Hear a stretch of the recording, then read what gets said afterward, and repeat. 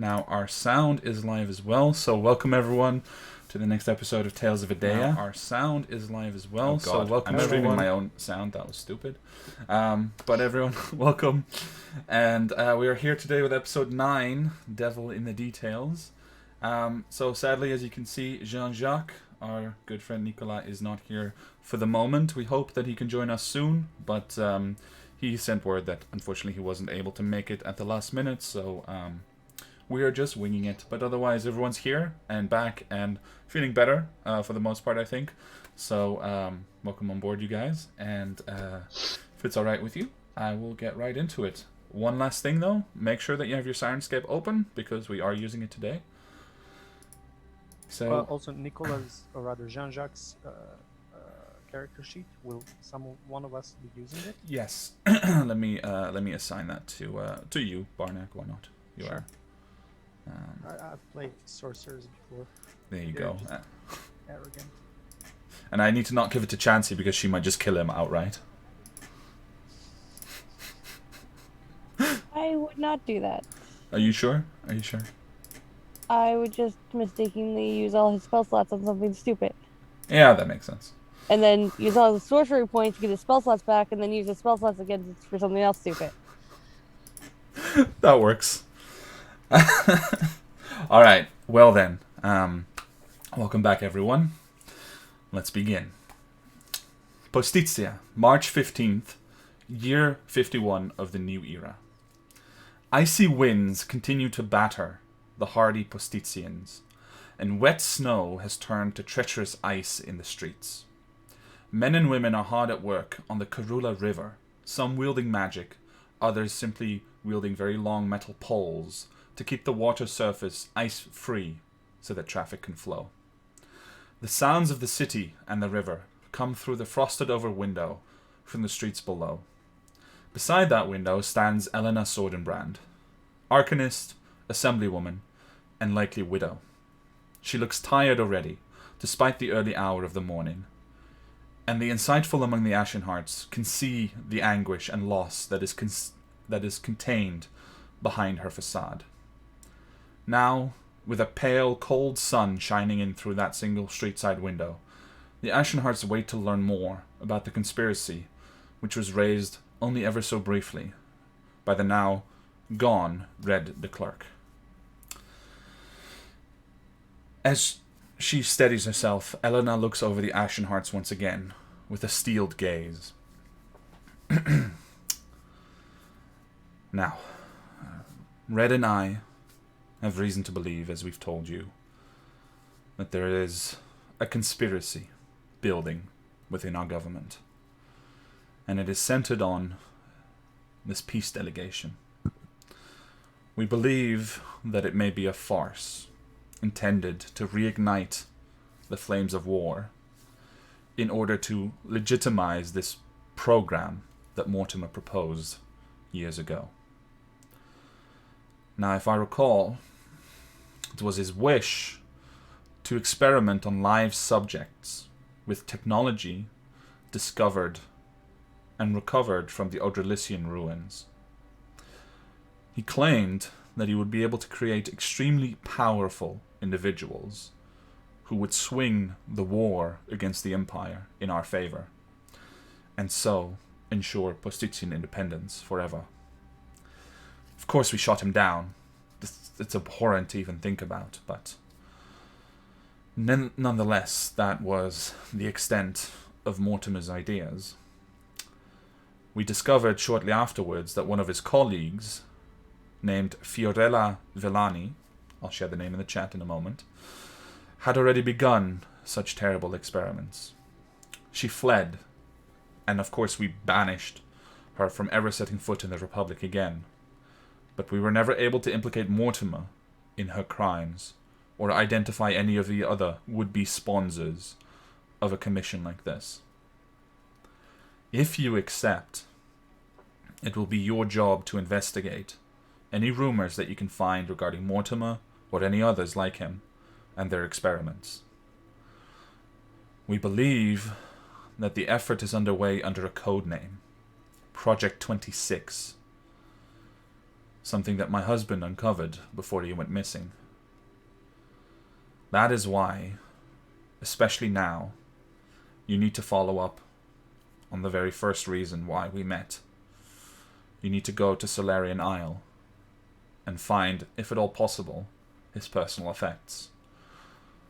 And you can see Elena kind of forces herself through, even though she's so near the subject that is causing her pain. Even if you can't save him, we need to know what else he discovered that he hasn't shared with me yet. That's the only place that right now holds any clues that we might follow. We have 4 months until the peace delegation meets with the Empire's representatives. It will be the first week of July, which means time is relatively short. So for now, we need to focus on uncovering what we can from my husband's journal. We need to know if this project exists and find proof of it if it does. Now, and she settles back down, sitting halfway on the front of the desk in front of you guys. I'm sure you have questions, so please. And she opens the floor, essentially.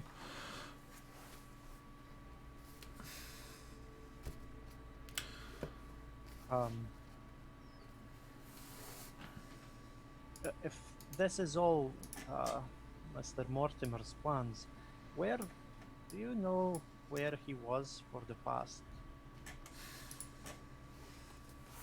certain period of time? Was he here?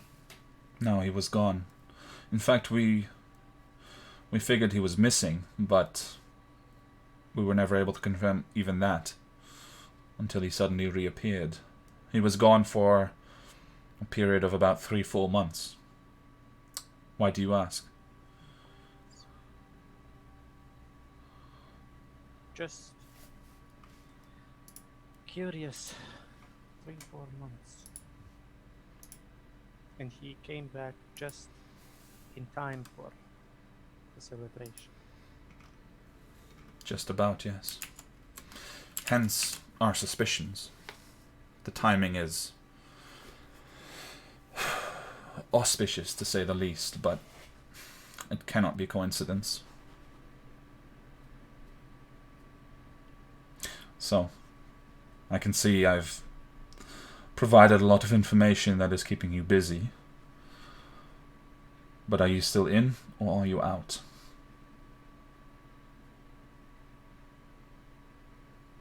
Well, we did say that we were going to assist with the missing husband, didn't we? Is And that on the list, Arnold? it does, yes, and we gave you our word before all of these developments arose from this question, and still, even if it was just that, you didn't cease helping us in any point. At any point, actually, you stayed with us and helped us too. So I don't believe this changes anything. It is going to be harder, yes. We may need more of your patience, yes. But I don't believe any of us here would dare to not help you. Not after everything. She looks around the group for a moment to see if anyone will disagree. I start speaking, but not to disagree. I'm sorry, this is like my first time meeting you, and I'm happy to help your husband and find him. But can I have a brief description of what he looks like? I've never met him before. She pauses for a moment, and you can see that the very question and the things that it makes her consider, she goes from that cold gaze fixed on you to looking away and blinking a few extra times and just making sure that she stays in control. No, of course. Patrick, how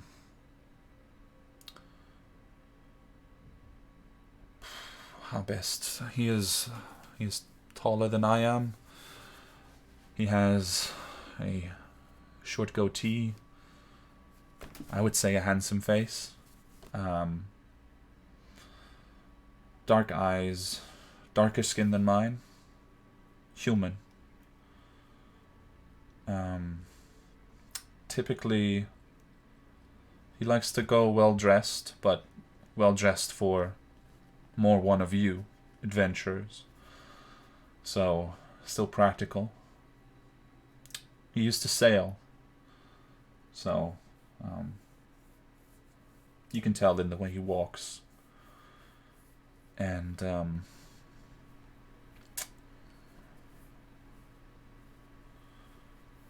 she just kind of drifts off, falling silent, staring out over the floor. I'm sorry. Do you need more? I can possibly retrieve a portrait, but it's probably a few years old. I don't think so. No, I that's apologize fine. to bring your mind there, but No, of course.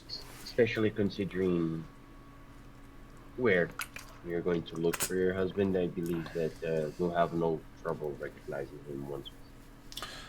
No, indeed. I should hope not in any case. Oh,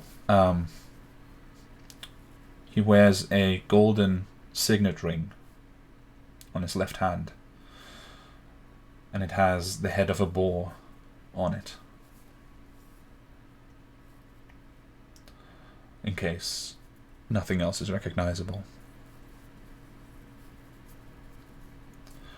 Does this signet ring symbolize anything? It's for his family.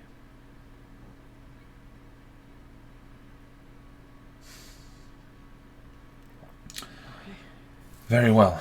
Yes, to give you the answer, we are still in. Good, good. Then I will keep things simple. Your contract in this matter will be simple also, and I will draw it up myself while you go to the island. You will have the full support of myself and Red and the others that we so far believe we can trust. As a group, our means are considerable, but still finite, and so is our power and influence.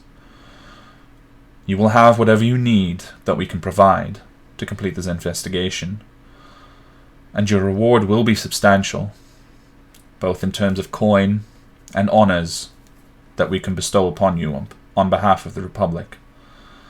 But I will include exact details in the contract that I will place before you when you return. Is that agreeable? Making a good name for us, highlight that for us.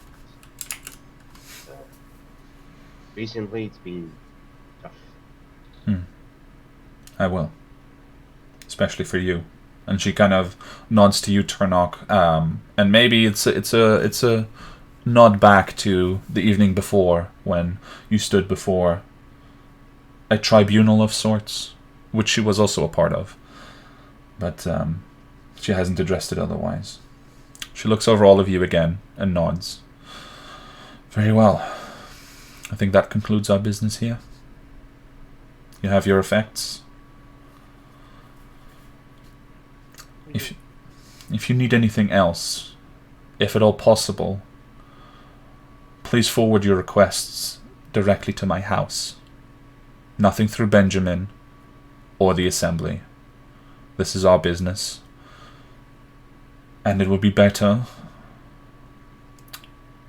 if once the contract for the island concludes, you are not obviously seen coming here again. So keep that in mind. Will we have transportation, or do we need to find it ourselves? I believe that is something you'll have to acquire yourselves.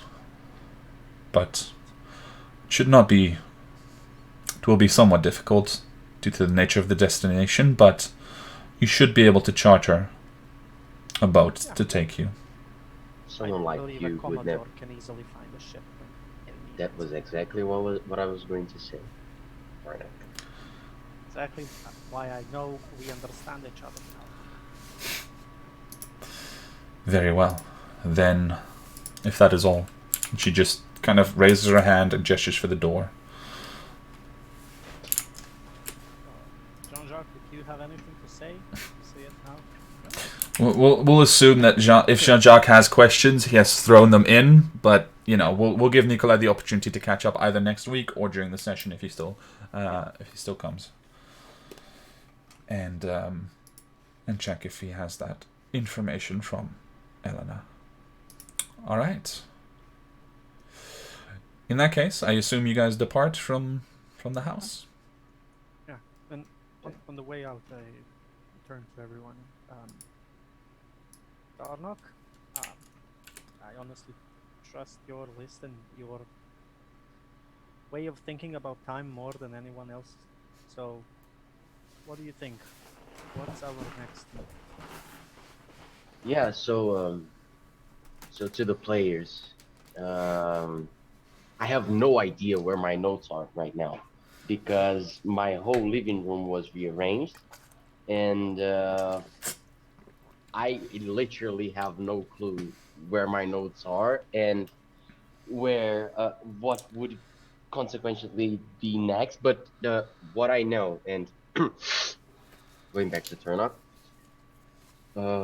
we had decided what we were going to do uh, before the Equinical, and honestly, that losing core, and I just drift away for a second and then I come back.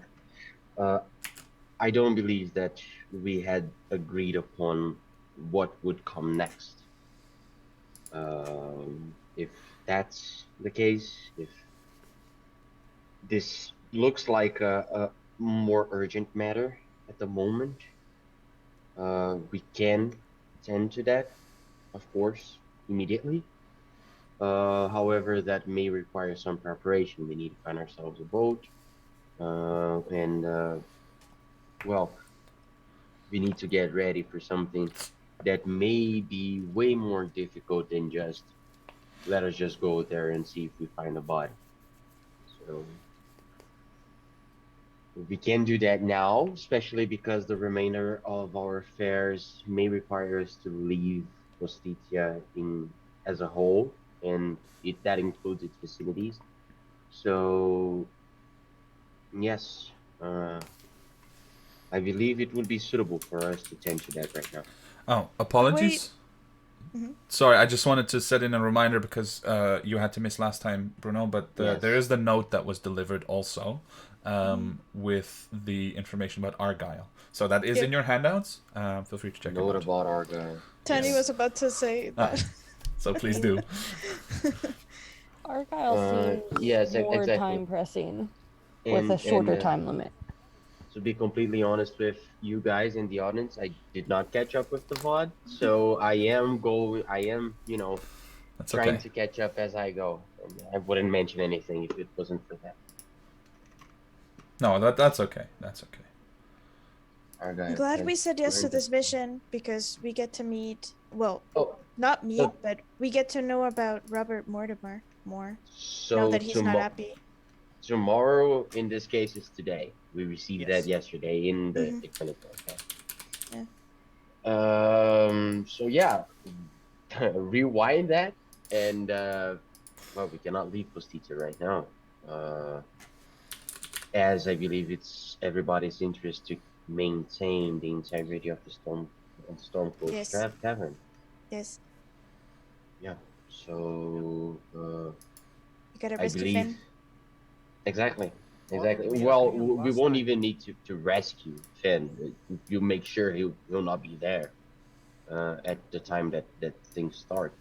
Rescue Wait, the wait. tavern then. I think you were busy eating breakfast, but I did send a message to Finn to let him know what was up. Okay. And what did we agree? Did we agree that we should go before and attack them? I think so, to the warehouse. Right? Yes. Oh, yes. Because a That's what I was preemptive wondering. strike would be better. Yes, and we didn't tell Finn about that And we didn't because tell Finn about the he would go. preemptive strike. He might Mhm. go for his own preemptive strike as well. Okay. But have you considered that we may be outnumbered in a way that we may not be able to even fight back? Yes. I mean, how many people need to be there to light a building on fire? 2, 3 max? Jean-Jacques mentioned. So we're not fighting. We're doing the exact same thing as they're doing. Really nice.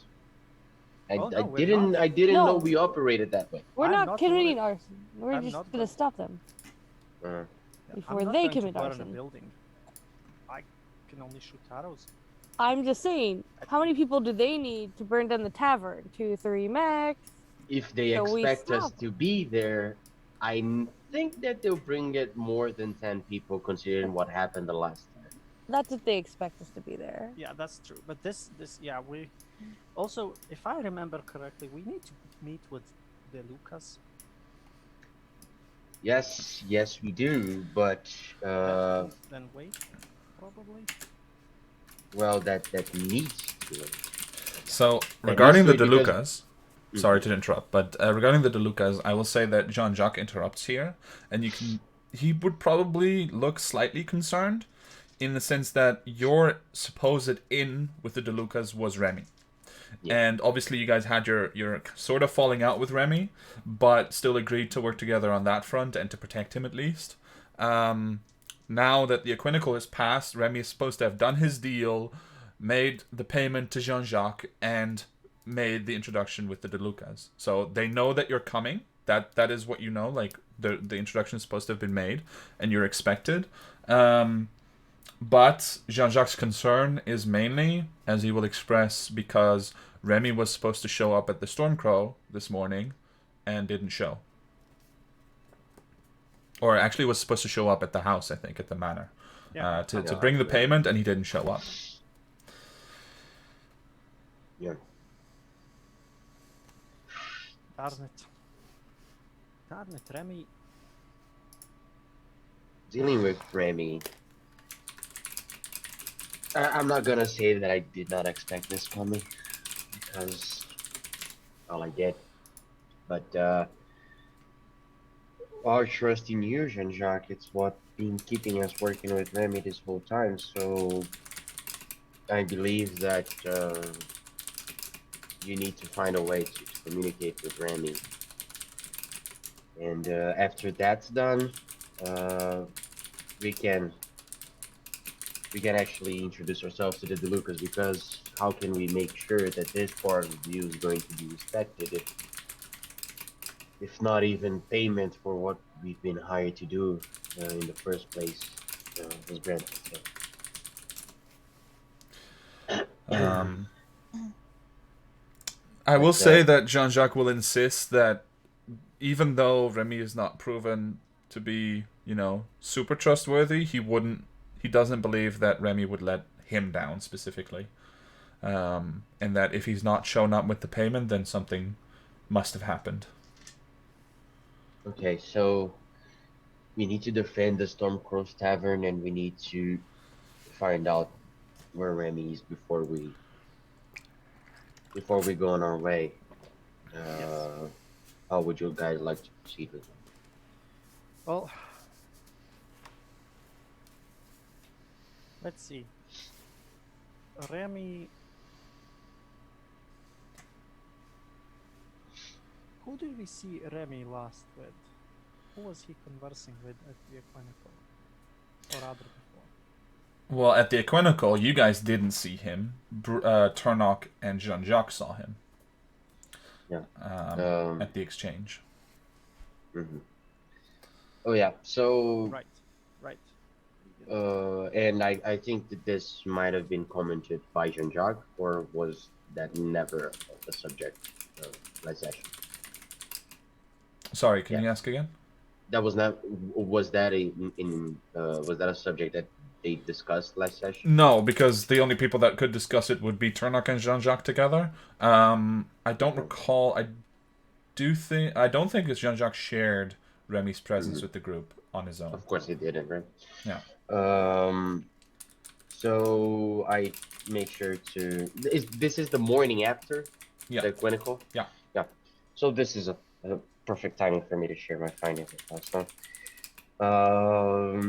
Well, we found out a bit more about Remy's deal. It had a direct influence on what I was pursuing on the clinical. He was the one responsible for smuggling the air, and he was a part of the trade negotiations with Marty Falkenhoff. So, with that not coming through because of the actions of Master Kale,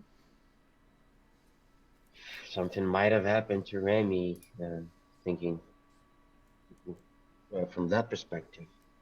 Also, I showed them the note that I made regarding when I sneaked into the office of I think it was one of Corinne.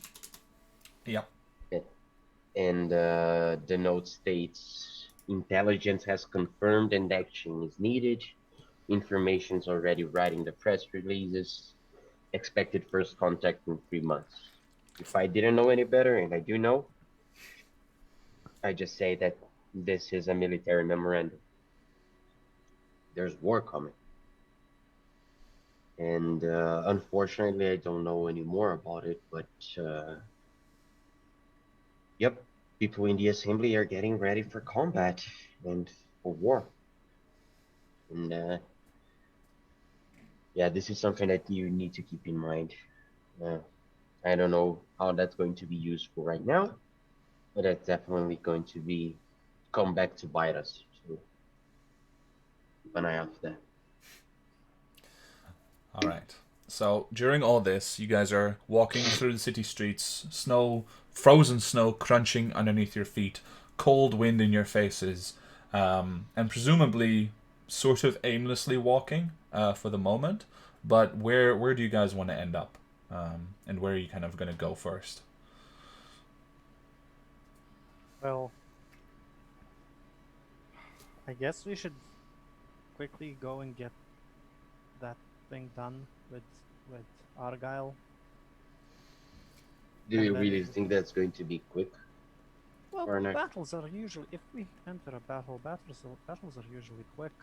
At least Mhm. when we are dealing with these things. And the note said he's hiding. Maybe he's not hiding with that many people? We could stake out. Well, I could go stake out the place. I can be pretty. Yeah, so, Well, so we need information before we do anything. Yeah. So yeah, before we actually go there with the intents of getting in there and killing everybody and stopping the attacks from happening, we need to know what we're going up against. Argyle, he was a dangerous fella, but the people who were with him, not that much. It was more like numbers, and you guys know that. So we need to know what we're going up against, and I believe that they may be one step ahead. I'm not gonna lie. I don't think it's a good idea for all of us to leave the Stormcrow Tavern. And having that in mind, I would want to guard the tavern as you guys find out more information, because I'm expecting them to I think they're expecting us to do what we're going to do. I don't believe that this information came to us without any second intentions behind it, in the sense of that they might have leaked this information. So I'll wait at the tavern, and as soon as you have information that's good enough for us to attack it, well, let us just say if the information is good enough for us to actually attack it, you may not even need me to do the attack. Perhaps then I should go stake out the place, and Myra, maybe you can come with me, and you can send Okay. Tarnok a missive, as Jean-Jacques says, missive. It's called a message, but you can just send Tarnok a message when we stake out the place, when we tell him, and we can tell you, Tarnok, then what we found out, if there are more people here, if we need reinforcements, or if we're going to deal Yeah, with the please. problem. Yeah, because leaving the place unattended is, well, it's a bad idea, and leaving somebody outside of ourselves in the place, it's going to be a direct risk to their lives. I can take care of myself. I don't know about the others. So yeah, I'm returning, and you guys go. Okay. If somebody wants to come with me, fine. I can go. Yeah. Do you want to go with us, or do you want to go to Finn? Where would I help more? I mean, you've always helped me, Tani, you know that, so you can come with me. Okay. I think you should go with them, Tani, just Okay. because I'm not expecting. I'm not necessarily expecting them to take any action while I'm alone in the tavern.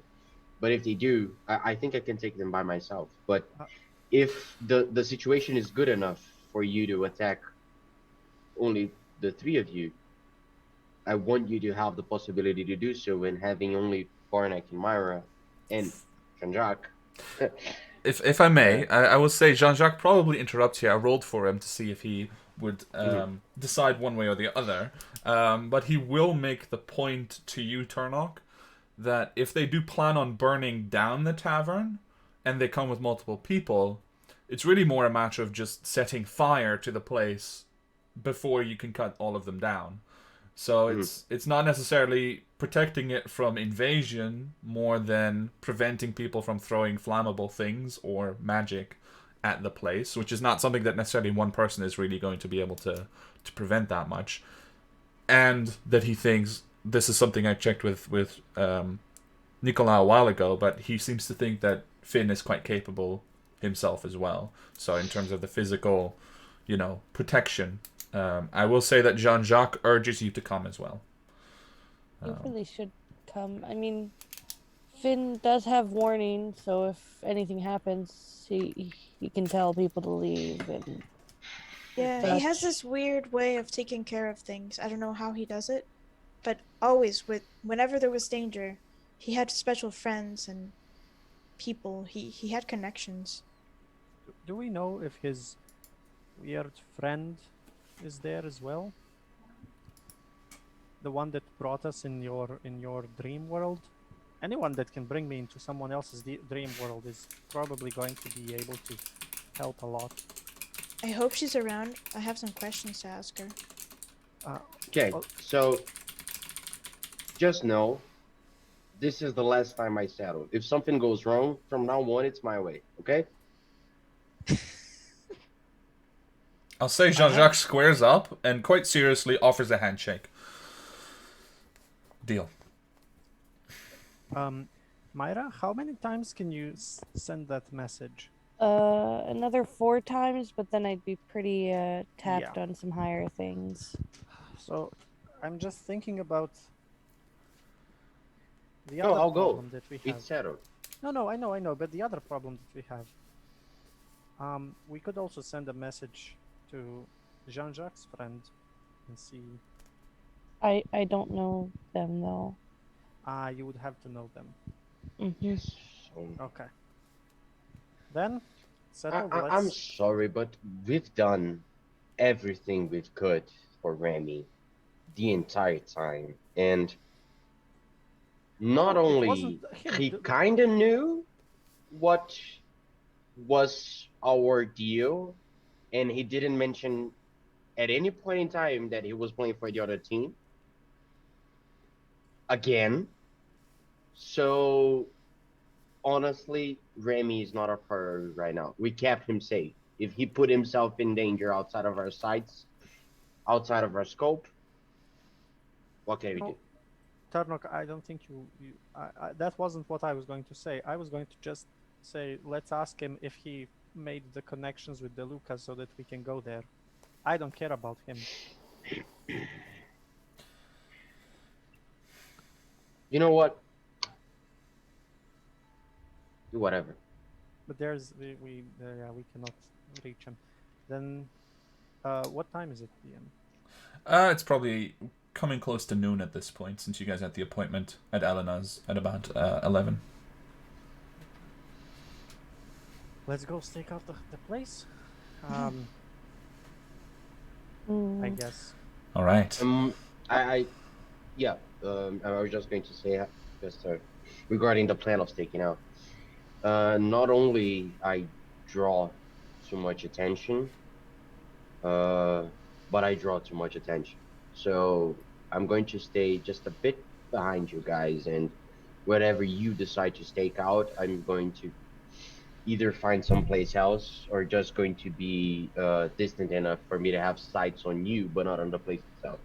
I'll probably stay with you then, cause and I'll like tap on my breastplate. This is kind of loud. I know how that feels. Remember when Core was terrible at sneaking? Oh. Well, anyways. He still is, Danny. It's alright. Okay. So lamenting your lost friend Core and him being very loud at sneaking in prison now, you head over into the other district of the city, into Cat's-Eye West, which is a huge, sprawling maze of streets and houses, and pretty much the majority of the city of Postizia lives in the Cat's-Eye district, and you really feel it here. The streets are, despite the snow, the streets are full. In fact, most of the snow has been trampled here to the degree that, you know, it's more of a brown sludge than anything else. Shops are open, people are busy working, and it is pretty much the same chaos that it has always been, just a little bit colder. You make your way through the Cat's-Eye district towards the southern wall, where you know that there will be a warehouse in which supposedly the villain Argyle is holed up and waiting to strike and set fire to the Stormcrow Tavern. As you approach, you come by this rather large street that runs parallel to the wall, to the southern wall, and you actually see a number of warehouses and other, larger buildings that are more easily built with a support structure already in place, all leaning up against the wall itself. And you very quickly, just at a distance, you spot that the one warehouse they all stand apart a little bit, so the one that you need is just down the street. You're maybe, let's say, 70, 80 feet away. In a very busy street, there are carts passing back and forth. People are hauling things into carts or just walking them down the street, chatting loudly, and it's just generally the ruckus and cacophony of a busy city street going on around you as you stand a little off to the side and proceed with whatever plan you have. So what would you like to do? As we were walking, I did want to do something. Okay. Go up to Barnock and pull out some of the paperwork I have. I showed up this morning kind of out of the blue. I did have some official things I need to do, which aren't right now as time pressing. And I'll show them I'm guessing, at least if I wrote it down, just the lead for the speaker. What do you mean exactly? If you want, you can also write it to me on Discord if I need to clarify. For the cult speaker. Right, that one. Yeah, you can show that as well. Just the address and be it's not pressing right this matter. And I'll glance around to everyone, and I stop on Connie just a little longer than everyone else, and then go back to this hushed conversation. But it's not super Is that personal. another thing we need to do? It is. He's in the city. I just turned to Tarnok. Yeah, I am I'm baffled. You just didn't bring this up earlier before we actually decide what we were going to do I don't know. now. It's not as pressing. I mean, Uh-huh. um. Um, Also, you're the leader, Barnock. Who's the weakest people The weakest people? out of the group? Just precaution. I mean, I know Jean-Jacques. I don't Oh, think he's you mean wearing who you want armor. to protect? Yeah. Oh, definitely. Jean-Jacques is the weakest person among us. And listen, if you see him even run forward, grapple him and don't even let him go forward. He'll Not hurt that- himself. I don't think that it need to go that far. He's very clumsy. But who do you think is the strongest? Oh, Tarnok. Jarnock. Okay. I mean, look Uh, just look Uh, at his I'm armor. guessing that I'm looking down on Myra. I missed the description, unfortunately, last session because I had to leave. But think I'm I'm leaning down to talk to Yeah, but you're a Dragonborn. I'm 5'7". Yeah, so Yeah, she's like so, leaning yeah. down, and you can be walking parallel, and you hear like just the faintest pieces, just a word here or there of this conversation, but obviously they're speaking quietly to each other. So, yeah, you probably catch just that they're talking about the group, but not exactly what. And then Yeah, Barnack yeah. is just like, look at his arms, I guess you were saying. Yeah. I see you, Tarnok, looking over. No, I decide to stay silent because I've literally just ultimatum them that I would be calling shots if this doesn't go right and everything related to it. So I just shut up and I mean, Tarnak wants none of this kind of mode. Yeah, so I'm just walking.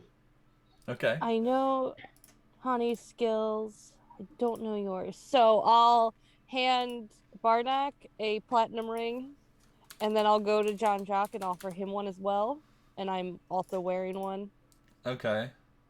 Um, I don't have the exact character down, but I assume Jean-Jacques says something witty and deprecating at the same time when you give him a ring out of the blue. It says, I do. good. Just wear it. It might come in handy. It might not. What does it do? I can cast a spell through it as long as I can also like lay a hand on either one of you, and it will let me take some of the damage that you guys might take, and it also makes you guys slightly harder to hit. Yeah, making Jean-Jacques harder to hit sounds like a priority. He And could things take- that hit you don't do as much damage. Okay. I see. I don't think I'll be getting hit that much though, because I usually You're stand ranged, back. aren't you? So So is Jean-Jacques the only Then I'll people take who Yeah, back I the think- ring from Barnett. yeah, I think Tarnok should get one. He's the one that's going to be in front. Yeah, either me or Tani. if she Maybe wants to both of take it. you, Tani and Tarnok. But at the same time, I'm guessing Myra will be nowhere close to me to actually lay hands on me in combat. I usually go way deeper. I mean, as long as I also have another thing that's just, given to me by my god, they don't have to be super close with, and then I help us all kind of like work out situations. Okay, we are going to prospect a warehouse right now. Yeah, it's all just in case. A DM question: is there on the other side of the street? Is there any building that's a bit tall and accessible, like maybe a roof? Well, there are two more warehouses next to the ones that you're looking at, one of which seems to be bustling with activity, and the other one is quite literally abandoned, it seems. Okay. Is there a way to get on top? Like, are there stairs on the side of the warehouse or anything? No. Like, The This only is thing in that New you York, see... man.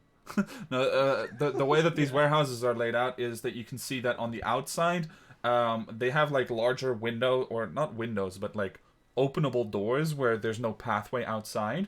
But there are winches hanging off the front where essentially, goods can be brought up to a second floor, but from what you can tell, you would have to be inside to actually get to the second floor yourself. Okay, I can go. First of all, if you, Jean-Jacques, make me invisible, I can try to go and see if I can see anything inside the warehouse we're trying to enter. I can also make sure that I'm not heard. Yeah. So, should we start with that? See what's inside, and if we don't see Argyle and everyone else there plotting to get to the tavern, maybe we're too late. Maybe the information was wrong, and whatever happens. Okay. As you're discussing this, and each of you, you guys are standing on like the corner of another building down the street, and you guys look over to the building from time to time. You do see at one point like the sort of large warehouse doors in the front open, and a cart drive in, and driving the cart is a man with a red sash across his chest. So I guess we have our place then. Yeah. Barnek, I am going to keep an eye out for you in case you need anything. I know that's going to be tough considering you're invisible, but you guys do that so many times that I can almost tell at this point, even when invisible, where you guys are. So just if you're in trouble, if you get into any trouble, I won't allow it, basically. But I won't be able to go there with you because literally, it would be a disservice for us Yes, if I do. I understand. If I get in trouble, I do have a whistle, and I will blow into the whistle, and that's going to be the alarm. I'll be expecting it then because you have a knack for getting in trouble. I will say, as you're discussing this, and for the moment you're all standing together so you can hear each other clearly, but there is a huge wall of sound passing you by all the time. All these people talking, horses making sounds, hooves clattering, wheels on icy underground. Just generally, a city alive is not a quiet place. And among them, in the distance, you hear other whistles. People whistling because they need something or communicating over some distances, etc. So I would say that Barnack probably becomes aware, at least after having said it, of, well, that might be difficult if you're not close enough. Yeah. So having realized that, I say, well, having somebody who's able to cast a message to one of us going with you would be quite nice. And then I just look at Jean-Jacques because he can make somebody invisible and he can turn invisible himself without actually expanding that using a spell, right? No, that's a spell slot for him. Oh, I thought he had a ring. Am I going crazy here? No, he doesn't. He has a robe with the Archmagi, but he doesn't have a ring of invisibility. Oh, yeah. Oh, well, we considered taking that, but we never did, yeah. Yeah. Yeah, so what do you guys want to do? How do you want to proceed? Jean-Jacques can also send a short-range message, so it's up to you guys. I mean, as long as Jean-Jacques, stays slightly close, you could always just send messages to Barnack to check in. Yeah, that will also work. I mean, if you're found out, you can, just reply because they already know you're there. Yeah. And if you stay silent, And there's also that we need to agree upon a time frame for you to be hidden before we make a move, because if you stay longer than that, then we'll just go. 1 second, guys. Please keep discussing. Yes. Okay. That is very, very true. I have. Let me just see. I have.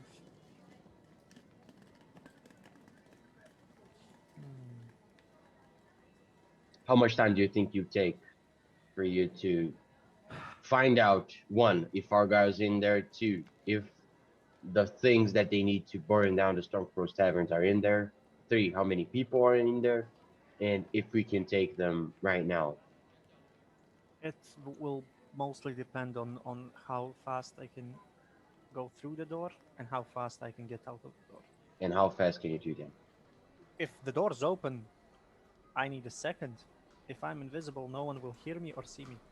If, Barnack, I need a time. let's say like this, give me 10 minutes.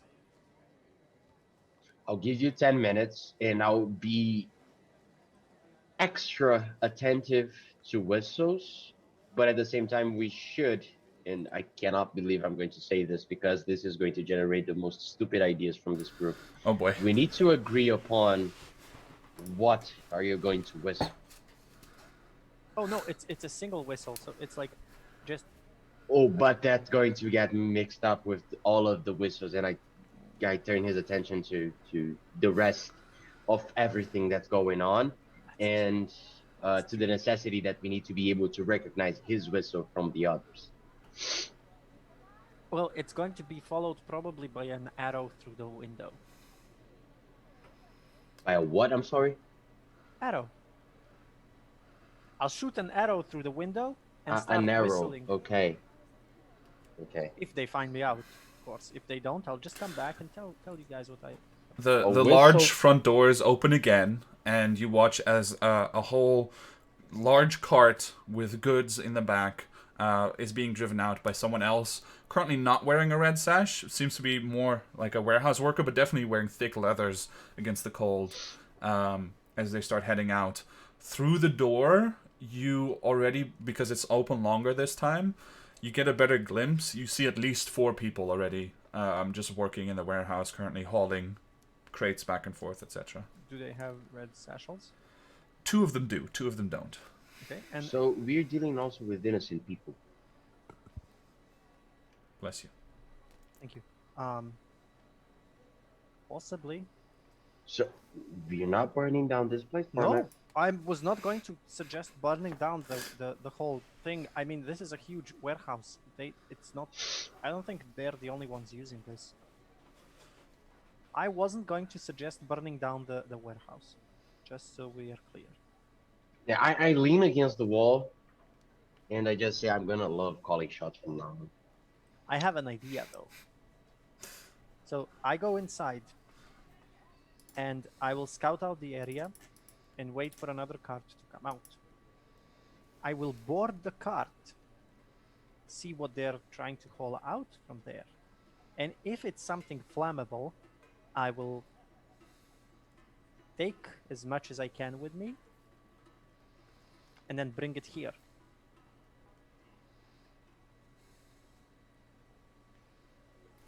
Okay, and you can sneak it into the cart. You can find people in case they're like it's Argyle sneaking inside, and Yeah. trying to get out.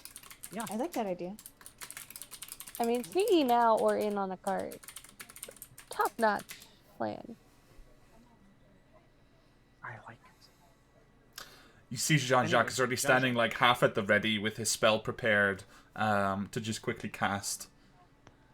Alright. What are we doing? Make me invisible. Am I joining Jean-Jacques. you? Is he joining us? Well, me. Why am I saying us? No. Okay. No? Make me invisible, Jean-Jacques. Alright, so please mark off the spell slot as he casts invisibility at second level, I believe, on Barnack, and Barnack disappears from the street. Literally one person in the entire crowd of people passing by just gives a look like, huh, and then just moves on. Nobody noticed, it's that busy. I will also cast Pass Without Trace. I assume before you went invisible. Yeah. Okay. Um, Alright, so pass without trace means you also don't leave footsteps, so pretty much from the moment that he turns invisible, Barnack is untraceable. yeah, or sound even, I think. Yeah. Very, yeah. Yeah, it muffles like all the Yeah. traces that you might be tracked by. Yeah, so I'll move closer to Tarnok and take out the whistle and just gently blow into the whistle. Okay. It's going to be a lot. And then I'm going to go to the warehouse and Okay. see, All right. So you begin to approach the warehouse. Let me. yes. Actually, no, we don't need to do that yet. So you begin to approach the warehouse. You see that there is an alleyway on either side, which is very narrow. There's maybe room for one person to just walk down that alleyway, but it does seem to lead to a door. And you have like one main large warehouse door in the front, which you've seen open several times, and then you see that there's a smaller, but still a like large door to let goods through, which is closer to you actually, but it just hasn't opened yet. So you have 3 possible means of entry. Which way would you like to attempt to get in? Look. I would like to go look at all 3. I would like to see which one seems most accessible as well. Okay. Like if the main doors where the carts are being hauled out of seem to be like open for more. Okay. Like that sort of thing. Okay. You spend, let's say, 2 minutes, right? Just kind of looking, primarily looking. You notice that the door in the alleyway seems to be locked, but also is definitely the least visible and the least obvious door through which to enter. Then there is the smaller warehouse door on the front, which would be sort of obvious, but doesn't seem to be locked. And then you have the main warehouse doors, which would be very obvious to enter through, and they don't seem to open frequently. So in the past 15 minutes that you guys have been actually on this street and watching the warehouse, it's opened twice, and both times, obviously, there have been a lot of people around, and a cart moving through, which makes it hard to pass through easily, but Barnack is quite dexterous, so it's up to him. And the door from the alleyway seems locked.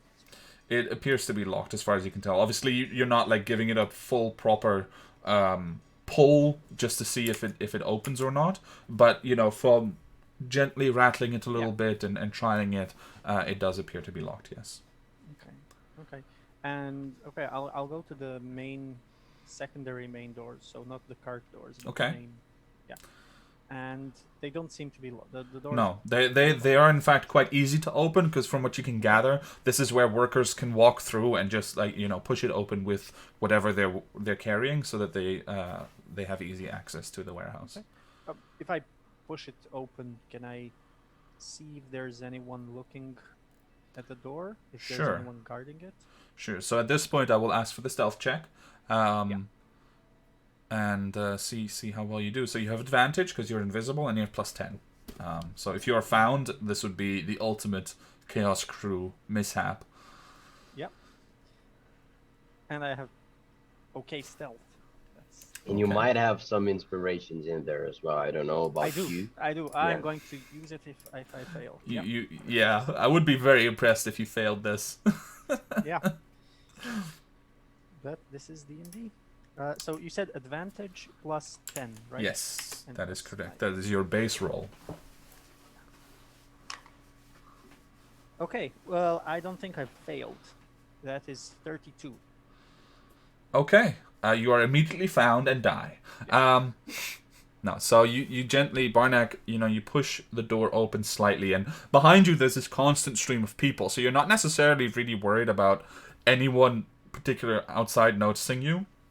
But you keep the door just open very slightly, and I would say that the party, which is paying attention to the warehouse, you can definitely see that the smaller front doors, like one of them gets pushed open very slightly.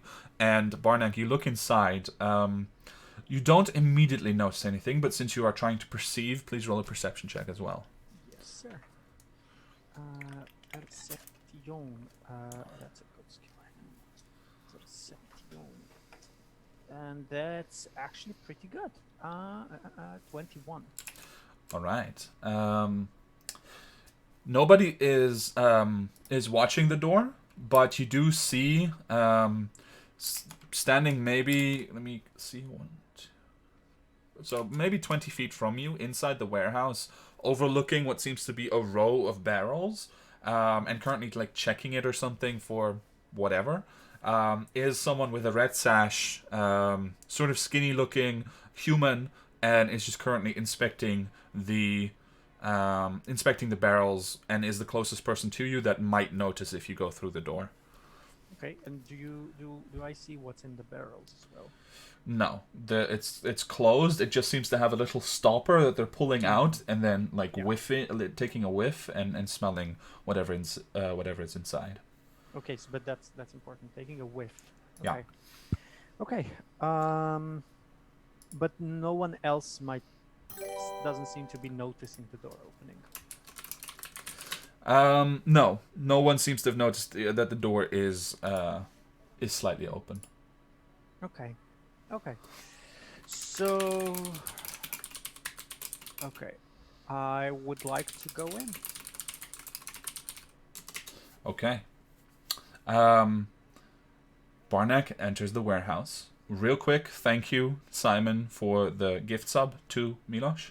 And also... Wait, me? Yes. Thank you. Also, just real quick, because I was just made aware that I forgot to update the overlay. The single thing that I forgot to update for this week, it still says level 7, but they are level 8. So expect them not to die as easily. And I'm not a sailor, nor a ranger, or a monster slayer. But Do you those are have... details in your... Oh, yeah, I have, jeez, I'm sorry. I have Barnack's information, but that's alright. Must be an old one. Okay, anyway, that will be fixed next week. Barnack, as you enter the warehouse, you push the door open very slightly and pass through. Nobody pays any attention to you. In fact, you don't even notice any sounds that you make right now. You can't even hear yourself breathing. As you release the door, it does do that slight swing, and you notice that it can actually swing outward as well. So it has that, that saloon door quality where it kind of woof, woof, woof, woof, very briefly. And it does, for just the slightest moment, draw the attention of the person. They look and brush it off. No problem. So you're now inside the warehouse, and I will say that now you get to see the map. So the rest of the characters are on the edge of the map, but you are obviously inside. And when I move you, you will see what I mean. Players are here. There you go.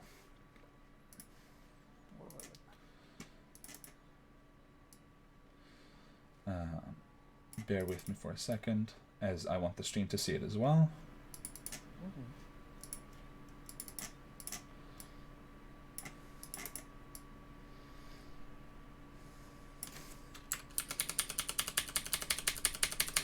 There we go. That should appear properly. All right. So, Barnack, as you've stepped through the door just now, you notice that you are under a sort of overhang, where obviously there's a second floor, but it doesn't extend throughout the whole warehouse, and the middle part is just one large space.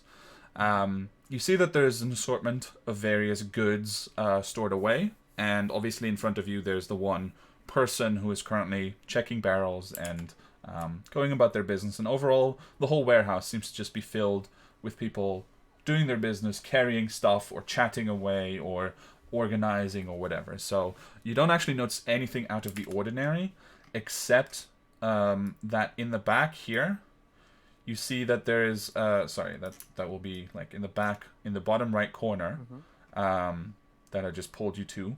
You will notice that there is a rather thick hatch in the ground, and it's like it's made of a much darker, almost black wood that it doesn't seem to fit within the warehouse otherwise, and it's quite hidden. But obviously, I'm taking the time, or you're taking the time to look around, and nobody notices you outright. So this is sort of what you can take in over the next 5 minutes as you check out the warehouse and check out everything. Okay. Yeah. So that is what you see.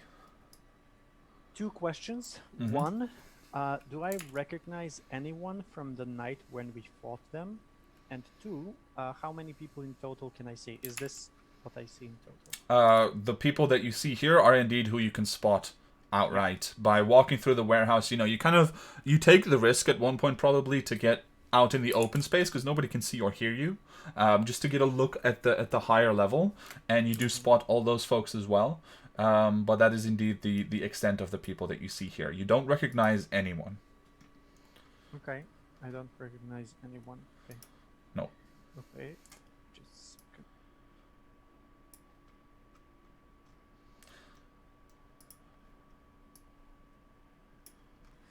Okay, sorry.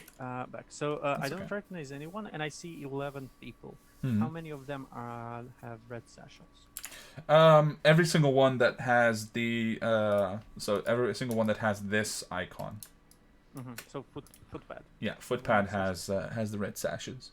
okay, and do these other ones, when since I'm very close to one of them, do I spot any weapons on this person? They have cudgels, presumably against someone raiding the warehouse or whatever, so that they can defend themselves. They seem like fairly typical workers, but they are definitely wearing like heavier armor. But that might just be against the cold. You're not sure. Okay. And footpads, do I spot their weapons anyway? They are dressed pretty much the same Same. way that the others were. They have a light weapon at their side and the pouches with what you presume to be more Mystrium inside of them. But they seem to mingle, without hesitation. All of them, acting as one group. It's not like the footpads are distinctly different from the others. Okay. Do I have the time, since I'm trying to keep track of the 10-minute mark that I told Darnok? Do I have the time to get to this area here and try to listen in on the you Hatch? said it's a hatch, yeah. Yeah, you do. So I will say it probably pushes your time a little bit before you have to kind of reappear. So you don't have that much time to listen in. So go ahead and make a perception check for listening only on the door or on the hatch. Okay, I do have inspiration, so I might use it for this. Might not. Let's see. And go ahead and roll an insight check as well after that. That's even better than last time. Okay, insight check. That's not that good. Okay, insight is 13. Okay. Perception is 24. Okay. Okay, interesting. On the other side, as you're listening, you still use your ranger senses to find a moment of peace, and you put your ear to the hatch, and you just listen for a good 20-30 seconds.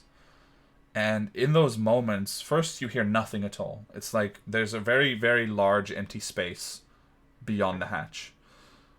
But then you just hear the faintest tick, tick, tick, tick, tick, tick, tick, tick. Something skittering. Something larger than, a small rodent skittering on the other side. And it seems to be coming closer. And then right as you're about to stop listening, you hear the tick, tick, tick against the underside of the hatch. And then it stops. As if something is on the hatch on the other side. Yeah. Basically. Can I compare that skittering to the skittering of the asylum? Sure. I will say make a nature check. That's not going to go well. Said the ranger. The nature That's check not won't going go to well. go well because that's intelligence. Oh boy. Yeah, 4. Okay. Hard to tell. But despite not being sure, it could be the same. But you think that there might be a different amount of legs involved? Okay, but I can deduce it's not a humanoid. It's definitely not humanoid, especially the fact that it's like, but it's Okay. it's a city warehouse. There are odd creatures that live in tunnels and things like that around city warehouses. Okay. Okay, I will then just one more time to make sure that I counted right. Like 11 people, no Argyle, no other doors.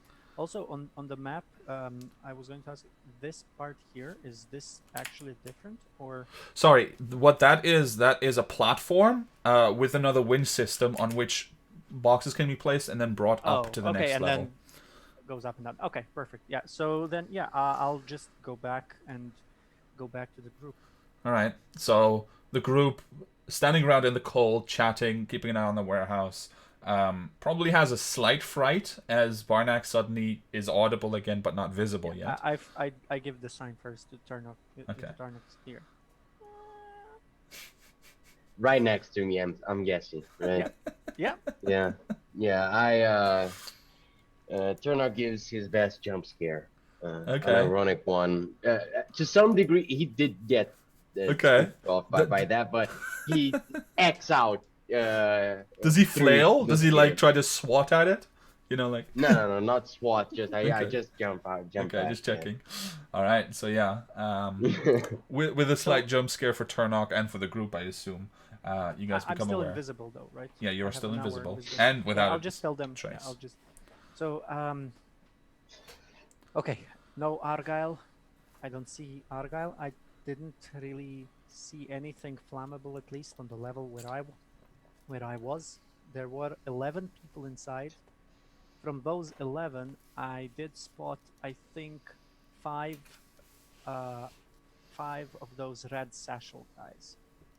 They all had the little bag where they got their weird drugs from, so they all had that. There are other 6 people inside.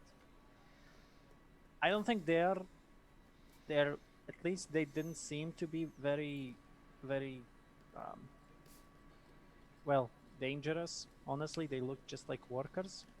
So we have 6 workers and 5 red satchel guys. No Argyle though. And I also found a very weird hatch at the other side. Below the hatch there might be a little beastie there. A mouse. No, a bigger beastie. Like, remember the beasties that we fought in the asylum? Something like that, but with more legs. A spider with more legs. Yes, deca-leg spider. Or something like that. Not sure though. I only heard it. So I got to the hatch. I tried hearing what's inside. I think it heard me though.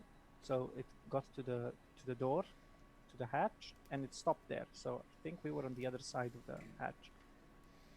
And then I just went away. I didn't want to disturb it. What now? Now Then. we know that Argyle isn't here. And Well, but what does Argyle do instead of Argyle is just moving strings? Perhaps I think he would know better than to just face off again. oh, So we I think might you're right. have this.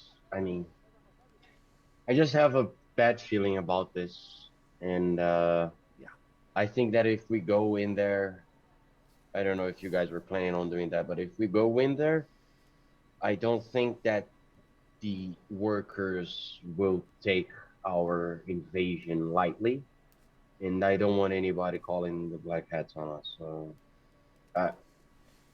We could go in as freelancers and say that we are an official freelancer investigation business.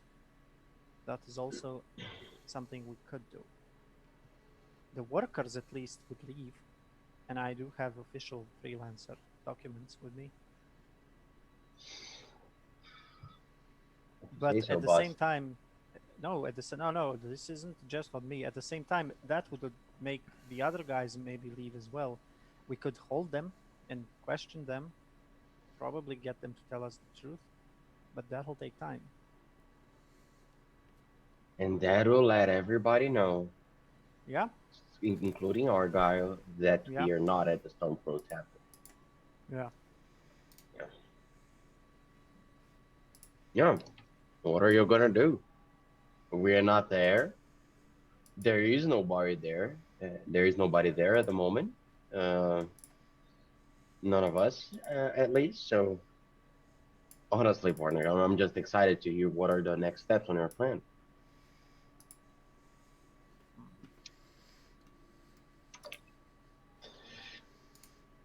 Well, my master plan also does have one very important thing, and that is Myra sending another message, not now, but sending another message to Ben. Just making sure that everything there is okay. We can always do that, at least once. Apart from that, those 5 in there with that little drug. I mean, having 5 people tell us at least something about Argyle, that's a good thing.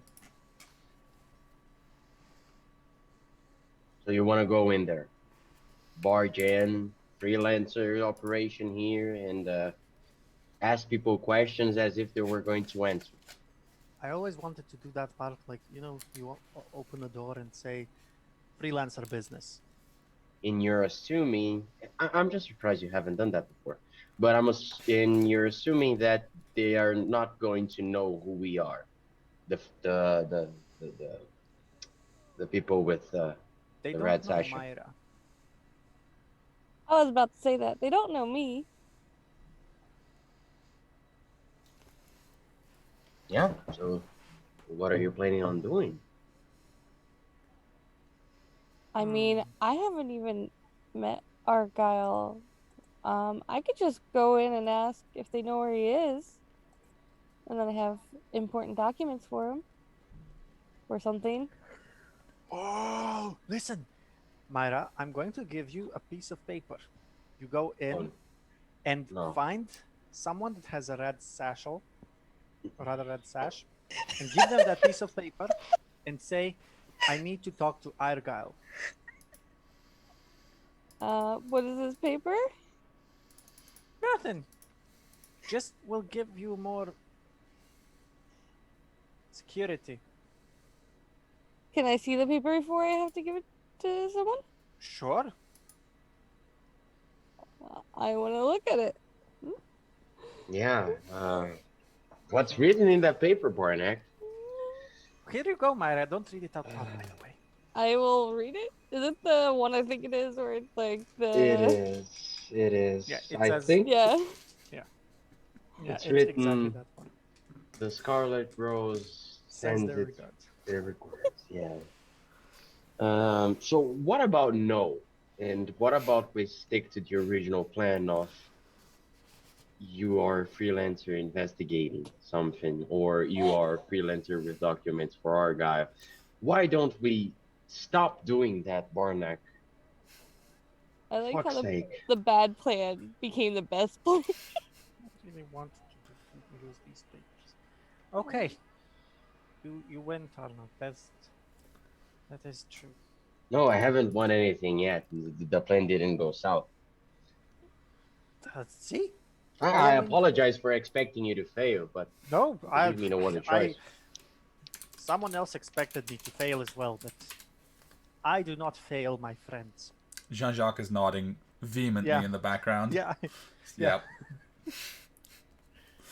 Well, yeah, Myra. Then how about this? You go inside. You can tell them that you're on official freelancer business to inspect the warehouse. Kevin, Yeah. would freelancers actually have authority to do this? If you have a reason to, yes. If you go, I want to inspect this warehouse, and they ask you why, and you go, because I want to inspect this warehouse, that might be flimsy. Because we're thinking there might be drugs involved. Okay. I mean, that's up to you. Like, what reason you intend to give is completely Yeah, up but to, would to that your would character. that actually be legal? As in not calling black hats on us? I mean, any of it. That's kind of the. So to frame the freelancers within Bostitian society, right? Freelancers are sort of not special forces, but definitely a special group with special privileges to pursue things of extraordinary nature to whatever end they need to, right? It's not common to find freelancers investigating drugs, for example, unless you can think of a reason why they would be investigating those drugs. We are okay, Myra. You're not investigating drugs. You are, if I remember correctly, freelancers deal with extraordinary things. And you will say that you have heard rumors. There are extraordinary beasts and beings in this little hidey hole. We I've might heard need some. to evacuate the place.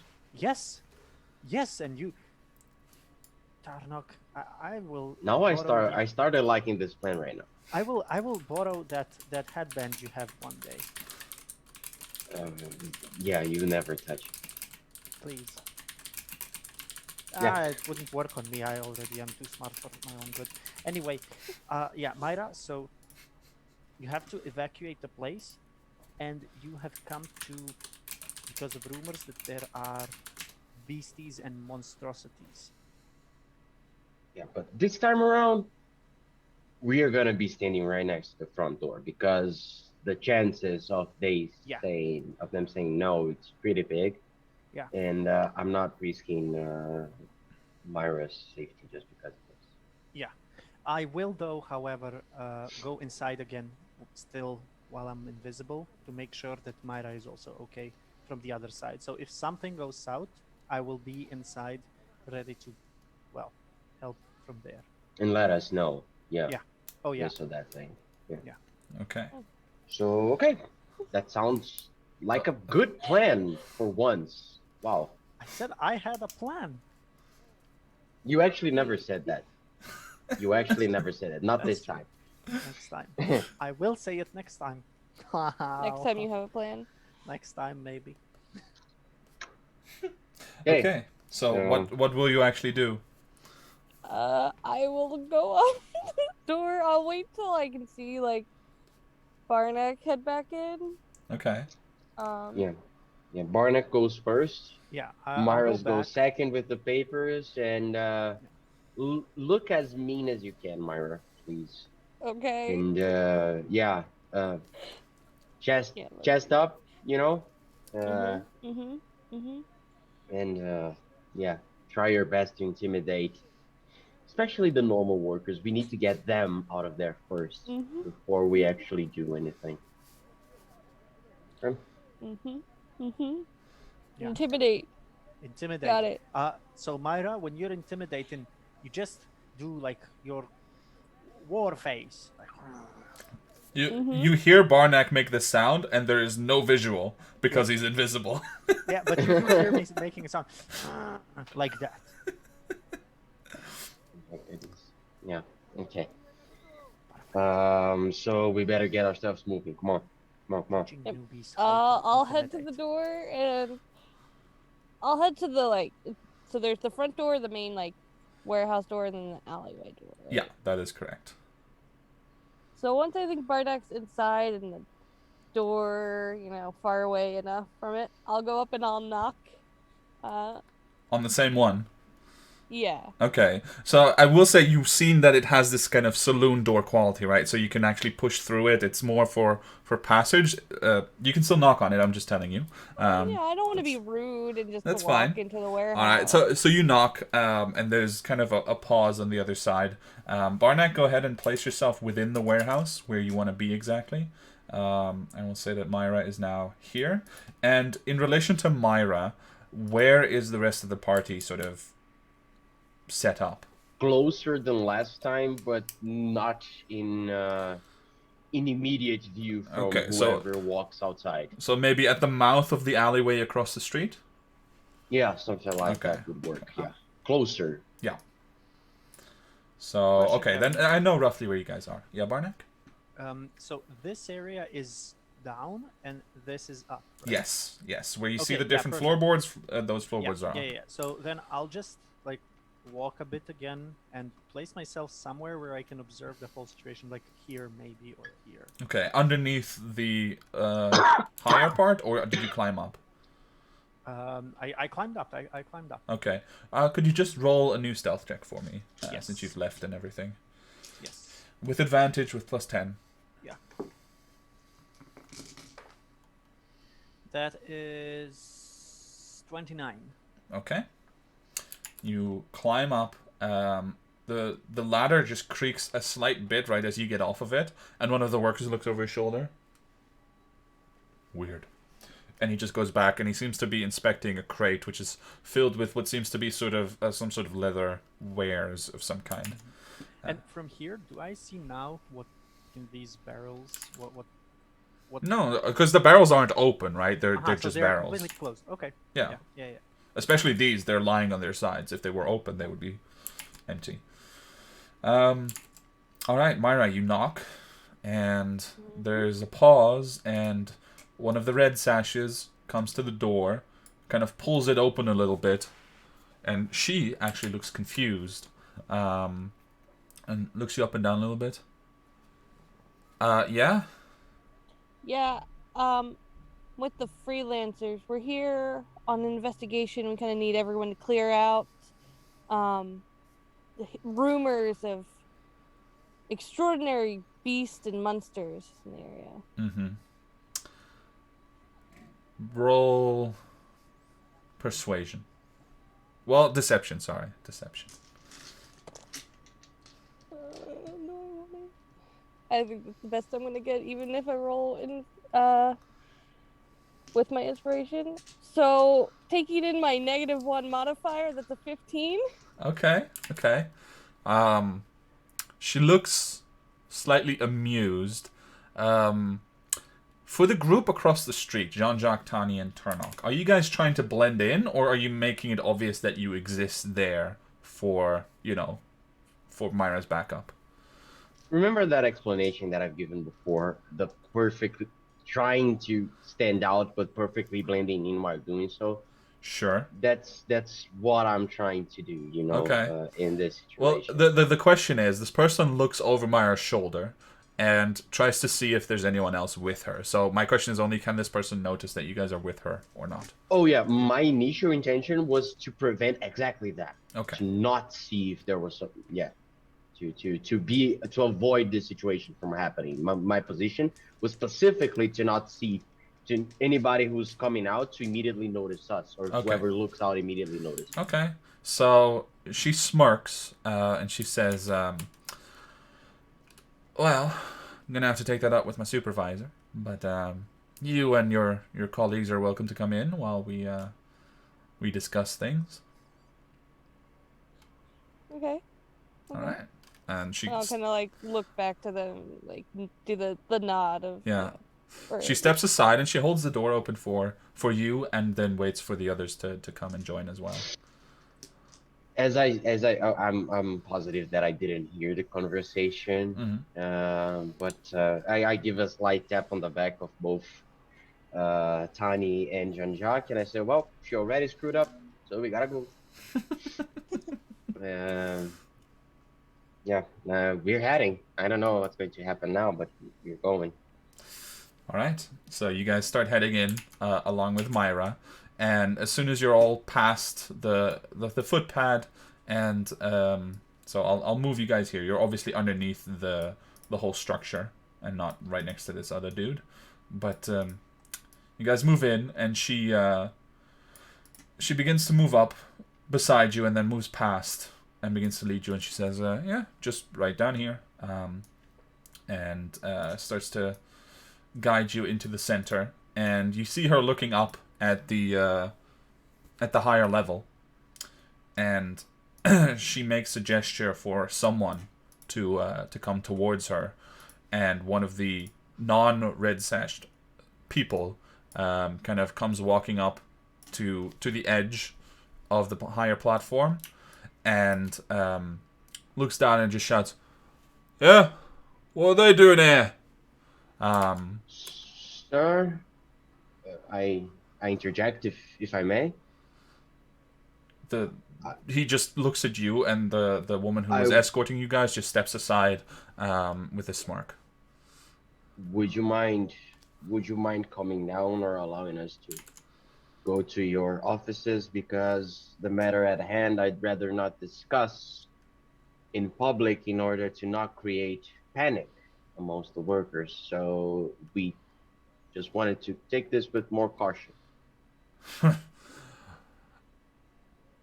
Listen, I'll be right down with you, and we can discuss it in a moment. Just hold on. And you can see he starts to head over back to where he was. The woman who escorted you in has moved up towards the doorway where you guys came in, and she is currently barricading it with a log. Do I see that? Yeah. Yes. May I? Hold on. Stand and shake. Before before she actually gets to the door, Okay. I have a clear line of sight to her, right? Pretty much. There's some crates in the way, but you know you can still look over them. Okay, hold on. Before, so how much time did I have? Let's say from once they got in to like me seeing that she's going down there and everything. This is like in the span of 30, 40 seconds that Yeah. all of this happened. Okay. So, do you want to do anything? I have a question. Mm-hmm. With my emboldening bond, do I need to do anything? It just says I need to see the creatures within 30 feet of me to create a magical bond among us. I don't know if that's what it says. Then you can indeed do it as long as you have visual confirmation on all the people Okay. that you want to Because it include. doesn't say I need to like audibly do anything or physically. Right. Let me check real quick. Emboldening bond, you said, right? Yeah. Starting at first level, you can forge an empowering bond between allies as an action. You choose 2 willing creatures you can see within 30 feet, and create which can include yourself.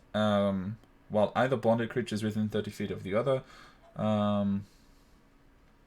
Yeah, you could do that pretty much very stealthily. Okay, then I will choose Jean-Jacques, myself, and Tarnak. Does the amount of people What? that you can include It's increase? equal. Yeah, it's proficiency bonus. Okay, nice. And what does that do again? So as long as we're within 30 feet of each other, like as long as one of the other people is within 30 feet, you basically get bless. And you can't use it more than once a turn though. Put a D4 on an attack, ability check, or saving throw, and because of our level, if one of us is about to take a hit or is taking a hit, you can teleport 30 feet to a space 5 feet within them and take all that damage instead. Okay. Cool. Any of us can do that then. The 3 of us, yes. Okay. Yeah, the 3 of us. Okay. Yeah. All right. So I also saw all of that movement. I saw that lady barricade. So in addition to her, while you were talking to the gentleman up there, she was barricading the door, and then you hear behind you a much larger log is placed to barricade the main warehouse door as well. And only now do you begin to realize it's quite quiet compared to what you would have expected. A warehouse is usually quite open, but this one seems to be more isolated than most. Yes. Do I see the guy approaching, or he just, as he went away, of course, he didn't come back and he was not coming down to actually talk to us or do anything to us. He just went away.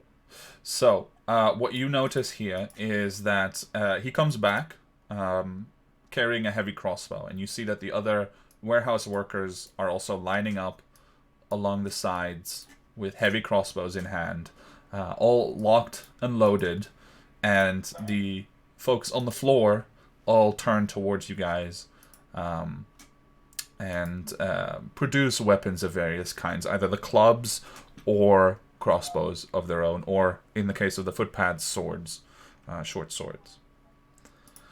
Would you kindly remind me why you're picking a fight with us again? You see the man at the top of the on the higher platform just kind of shrugs and says, "That's what we get paid for." All right, now if you don't mind, well, we don't have to. You can also just give us that fine bit of jewelry that we know you have. Just pass it along. You can walk out of here scot-free. Just okay. Before we do any of that and you do anything, if you have any means to contact whoever's paying you, would you kindly ask them what happened the last time they tried to attack us? Oh no, we're aware. Oh, you are? We heard. Argyle. Poor sod. But business is business. So. No, life and death is not business. I'm just telling you this right now. This is the last chance you have. You may think you have an upper hand here, but that's not the case. And I'm telling you this right now. Roll intimidation.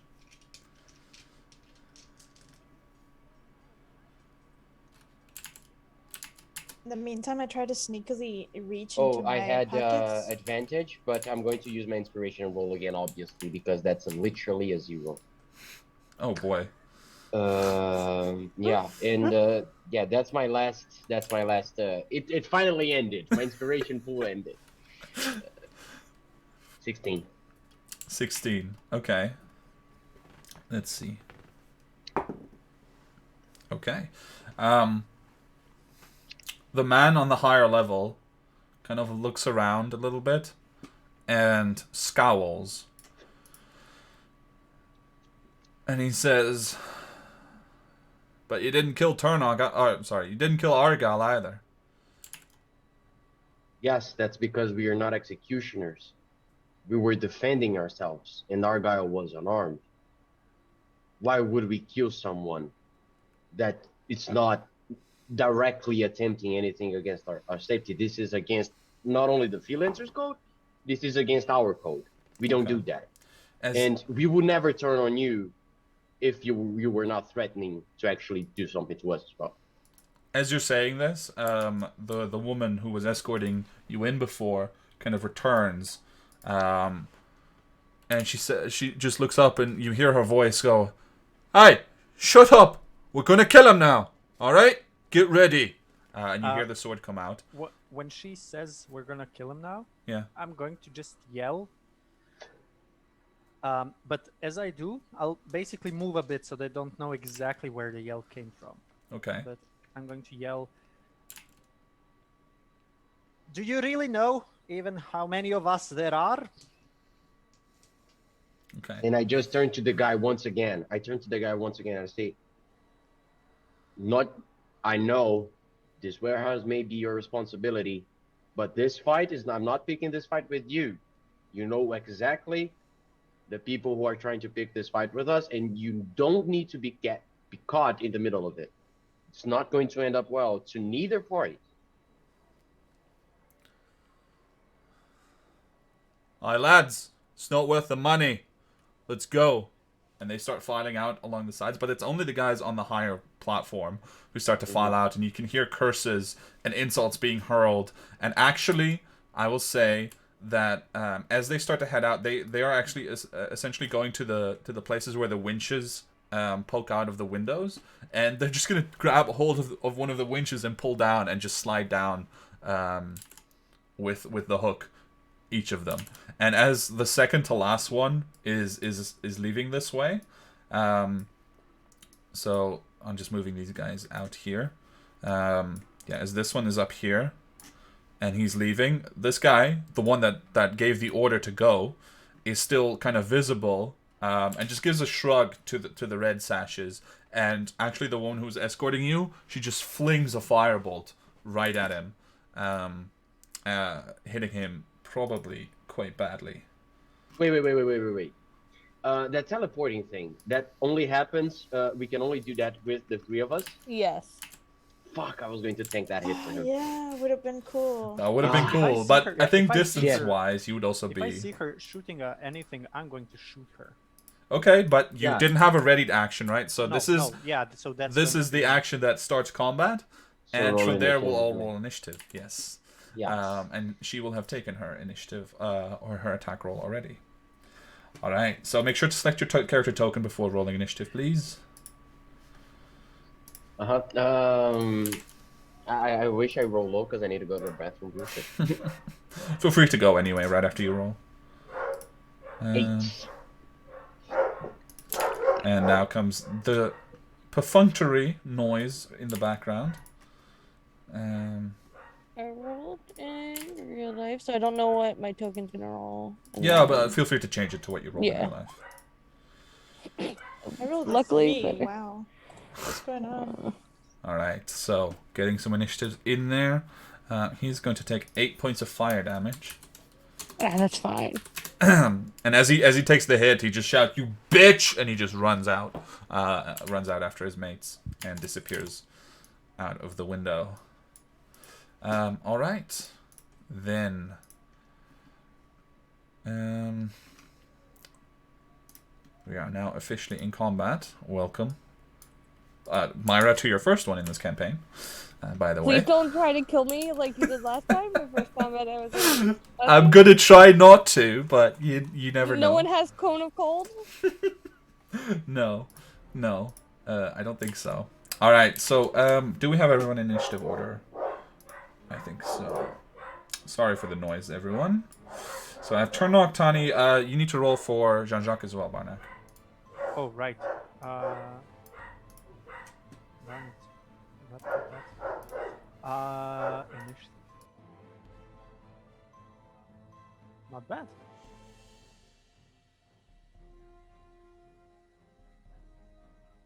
Not bad at all.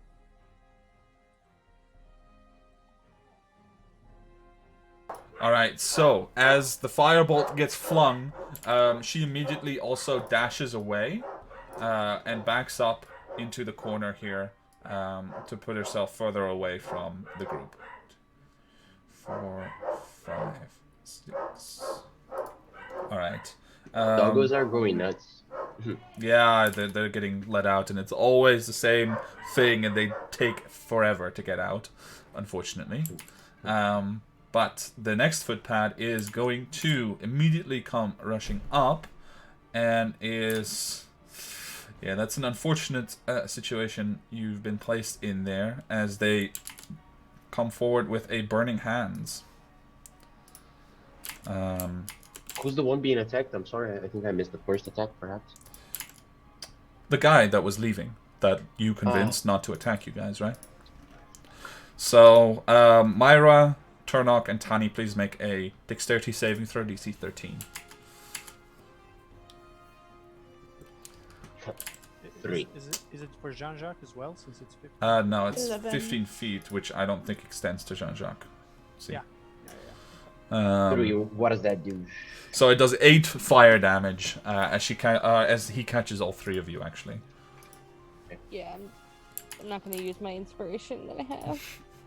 So that's a 1 for me. Oh no, you all failed. A DC 13 dexterity saving throw. Yeah, I got much a fire natural 1. 8 fire damage.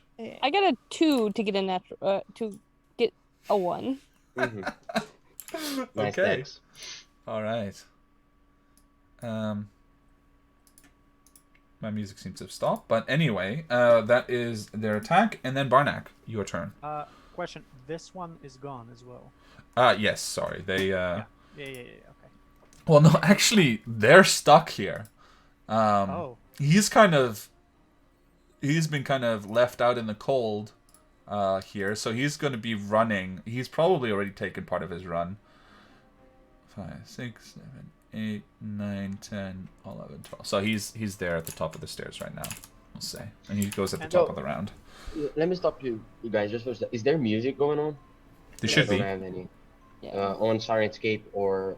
No, oh, Sirenscape is sorry, currently quiet, but on Roll20 there should be music. It's been a while. I'm missing music for a long while now, to be honest. Try to figure it out. Play with the max volume on Roll20. Barnack, what are you doing? I don't see this woman though. No. Not She's presently. Below me, right? Through the floor. Yeah, that's right. Yeah. So, but if I were to move about here, Yeah, you did see her run, so you can definitely track her and follow her. did I see her there? I would say yes. Okay. And I am still invisible, Hmm. so I do have advantage in my first. Yeah. At least. And one last question: as for my attacks, can I attack once, do a bonus action, and then attack again? Yes. Is that possible? Yeah. Okay, perfect. So, with my first attack, I'm going to sharpshoot her into her head. Okay. Uh, So you want to specifically do a targeted shot, or is that just flavor from you? I rolled a natural 20, so Okay. All right. choose. So please roll the damage. Remember, once max damage and once Yeah. roll the additional dice. Yeah. So one is 1d8. That's a 5. Plus 8, that's 13. Plus dex. 10, that's 23. Plus dex is 4, that's 27. And Oathbow doesn't give me any other damage. if I don't think so. mark No. that. But So that's 27 damage. okay. Yikes. So as you hit her, the arrow essentially goes into the side of the neck, and she just barely manages to turn that it doesn't like cut her throat literally straight away. But she still has this horrible arrow sticking out, and you can hear just a shout of pain emit from her as she tries to recover, but just starts bleeding profusely immediately. Told you with Edeah, and then I cast Hunter's Mark on her, Okay. and then I shoot at her again. Oh, it looks personal to me. Yeah. All right, go for it. That's not that good. It's not bad. Let me just check. So for me, it's, if I remember correctly, it's +9 -5, so that's +4. Is that with your new braces as well? Oh right, braces was 2 more damage. Sorry. Oh, 2 more damage. Okay. Yeah. And this is +4, so that is 13 +4, 17. 17 to hit. Yes. That hits. Perfect. But okay, sorry, my apologies. I should have said that hits. But as it is about to hit, in her panic, she throws up a hand, and this ethereal shield glimmers into existence over her and deflects the arrow. There's that thing. Yeah. Now I remember it. Those freaking shields. Yes. Yes, thugs who can shield. What a novelty. All right. I can't move anywhere else though, so I'll just tell her, like specifically looking at her, I'm your target. Shoot me if you dare. Okay. Let's see what she does. Following Barnack is going to be... These guys roll really well in initiative, by the way. Yes. It's going to be another footpad who rushes up and... 1, 2... Hold on. 1, 2, 3, 4... 5... And it's going to Burning Hands as well. Right in your faces, once again. So immediately, I would like all of you to make another Dexterity 13 saving throw. And this time, let me check, because I think from her position, no, but Jean-Jacques is still safe. Tani, no. Natural one, that makes a 7. Okay. I literally rolled just enough to hit the 13. Oh my god, you guys. I mean, I succeeded. Okay, so you take half damage, I believe. But That's cheaping me, man. That's cheap damage, strong cheap damage. unfortunately, both Tani and Turnock take the full 15 points of fire damage 15. Okay, from I thought the thug, the footpad with the red sash, just running up and immediately, almost like Kamehameha, just putting the hands up, and this huge fiery gout engulfs both of you. Myra just barely managing to dodge out of the way to take half of that damage. Jean-Jacques, what will Jean-Jacques do here, Varnak? Jean-Jacques, since I don't really want to spend his spell slots, I don't know how he exactly thinks. I'm just going to use Firebolt, I guess. Right? Okay, I mean, don't hold back on spell slots, you know, if Yeah, you but Yeah. I still, I didn't really check his. Okay, I mean, feel free to firebolt now and do something else Yeah, next I'll round, just but... firebolt it. Okay. I'll just firebolt this one here then. Okay. Before they come to them. All right. So yeah, that's.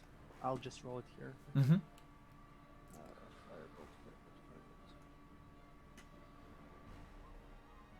Whew. That's a natural 20. That's natural 20. So that is actually... so he rolled a 6 on the crit, unfortunately, but he does roll naturally the 20, right? We say base roll is max. Yeah, 20. So- Yeah, 20 plus. 6 is 26 points of damage. And that's 2 opening crits, by the way, from the Slayers. Wait, no, it's. It's 2d10, 14. maxed for Yeah, 20. 10, that's 14. No, because on a crit, it maxes automatically the first 2 damage dice. That's what we agreed, remember? That's why Yes. you got max as well. So 2d10 automatically becomes 20, 20, and then he and rolled 2d10 again, which is 6, and that gets added on. So we look at the second 2d10. Okay. Yeah. Okay. Because I was looking at 14 plus 6. Okay. Yeah, no. It's 20 plus 6. Okay. So yeah, that's a huge firebolt as Jean-Jacques just immediately chucks it at the nearest person that's not obscured. And you can see like it engulfs her in turn as well. Not quite like the flame the burning hands did for his allies, but still this is kind of puff of fire and smoke. And you see that the person kind of walks away and part of their flesh just charred and burnt. Does Jean-Jacques want to move anywhere? He will try to get between these barrels and duck. Okay. Alright.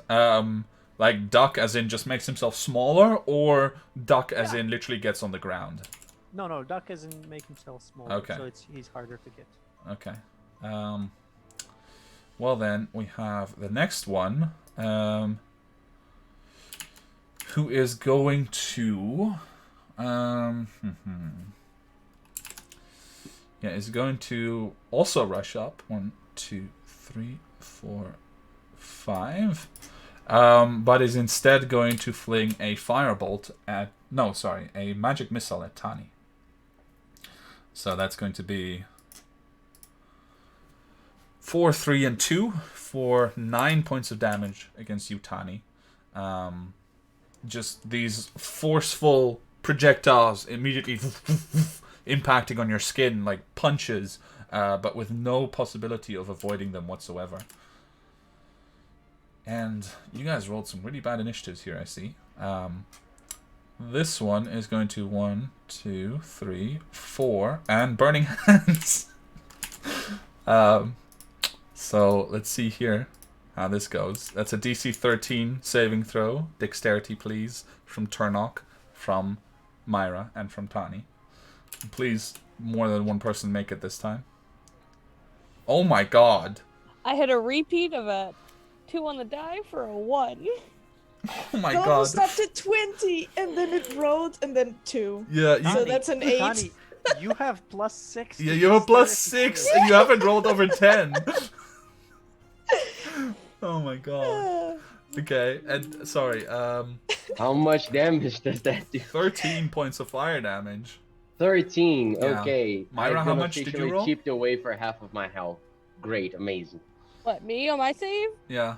I got a 2 on the die for a 1. Oh, excellent. So you also take 13 points of fire damage. Yeah, it's We're okay. literally We have a burning cleric here. now. Like the ground beneath us is burning. Yeah, I actually, have a cleric if I can stay up. the whole area around you guys is just completely charred wood around you. Part of the barrels have actually started to open, and you smell this sort of very sweet wine spilling out. Myra, it is your turn. So my first action. Oh, my bonus action will to be do mass healing word. Okay. To the 3 of us who've gotten hit by burning hands. Cleric. Good, I dropped my die. That's how it So goes. 7 points of health back to us all. All right. Thank you. Yeah, the 7. All right. So bonus action, heal the group. My action will be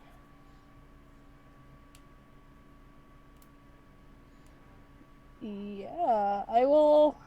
Do I take the attack of up? No. I will do.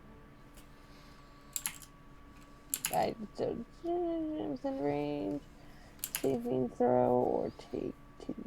Okay, I will do Word of Radiance, which is each creature within range of 5 feet of my choice must make a Constitution saving throw or take 2d6 radiant damage. Damn, that's a cantrip, right? Yes. That's insane. It was a Constitution save, you said. Yes, of 17. Okay. For the first roll is for the bottom one, and then for the top one. And I'll do nothing then. Oh, damn. What are these rolls? Holy shit.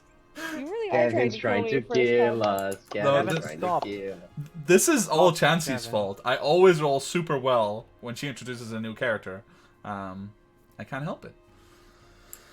Okay, so yeah, Chansey, as Myra tries to invoke this word of radiance, there's a brief like flare up, but both of the footpads near you just immediately, almost instinctively, dab at you, literally, as they cover their eyes to avoid the immediate effect against them. And if it's a free action, I'll pull my shield out.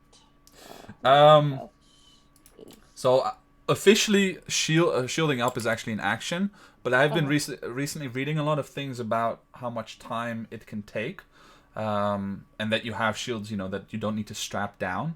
So I will say yes, you can take your shield out as a free action once in a combat, and then from then on it'll be regular. That's fine. Turnock, your turn. Yeah, Turnock. So I'm guessing that my sword was out, right? When I realized we were going to pick a fight. I mean, you can pull your sword out as part of your action, as part of your attack action as a free action. So you don't have to do anything about that. It's just a shield. Okay. That's problematic. Well, so yeah, full Turnock shenanigans, fighting spirit, and greater weapon mastered, and sword of sharpened, the whole ordeal. Which one are you attacking first? The one next to Myra. Okay. Yeah. So please help me this time.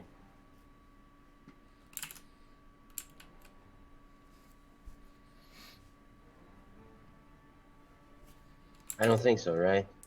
A 20 minus 5? That's if I'm Yeah. reading that correctly. Okay.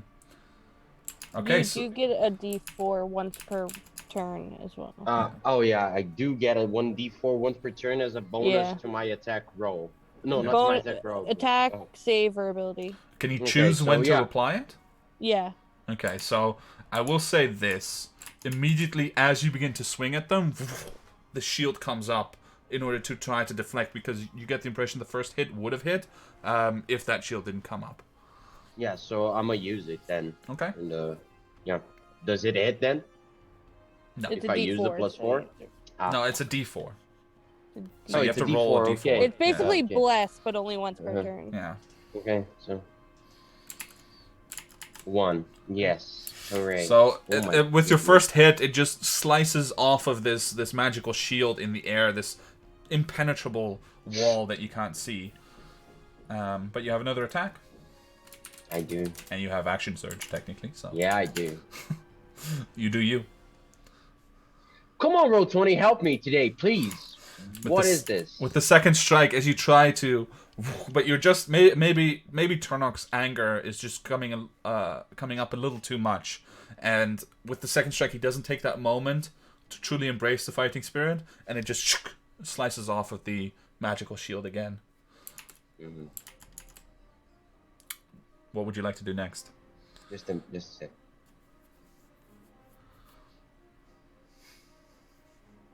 Nah, yeah. I'm a action surgeon. Do it again. Okay.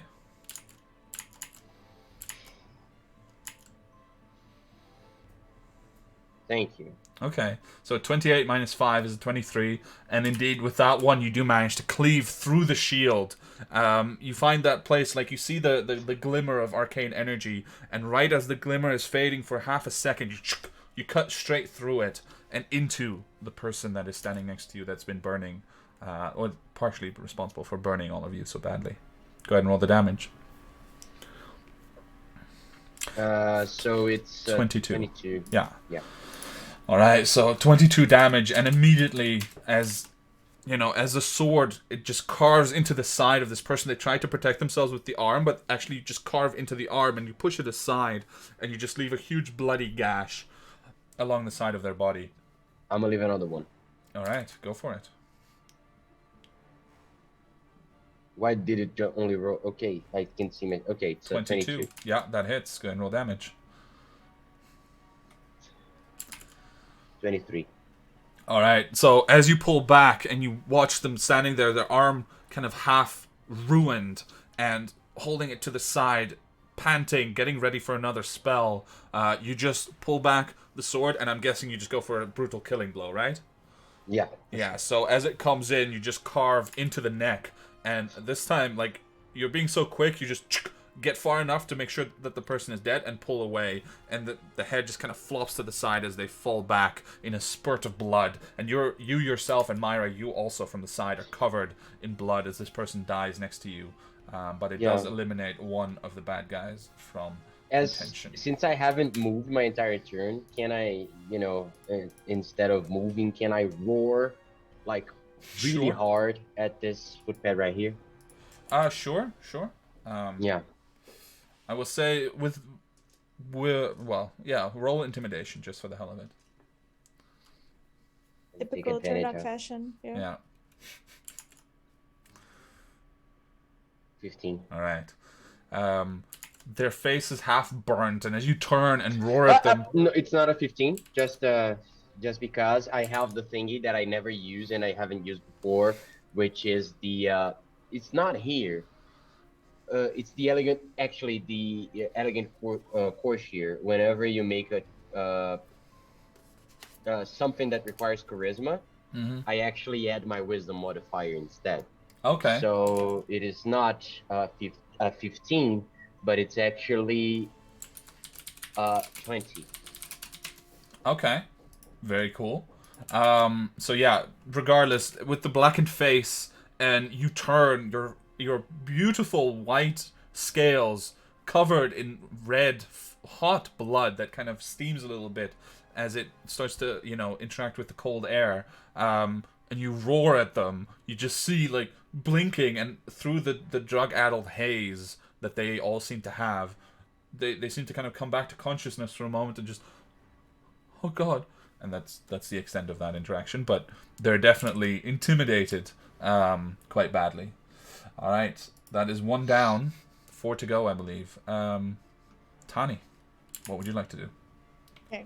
I was rummaging through my pockets because I instantly thought about, okay, lots of people, my gloves. Maybe it's time to use my gloves again. But then for a moment I freeze and, oh no, I left them at the safe over at Finn's.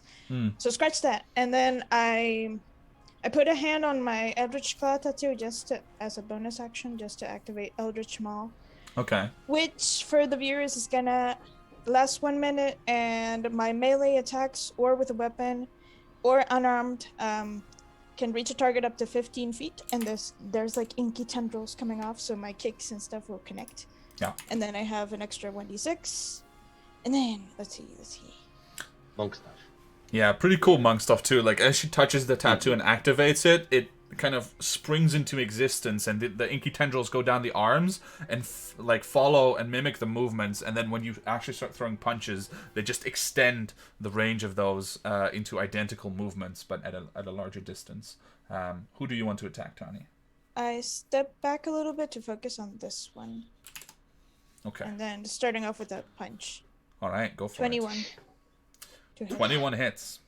Go ahead and roll damage. Big boy. So you throw out the punch and you hit like the charred part of their face right as Turnok is roaring at them, and the punch comes in and you hear a slight crack as you think the jaw probably breaks. They're still standing, but barely.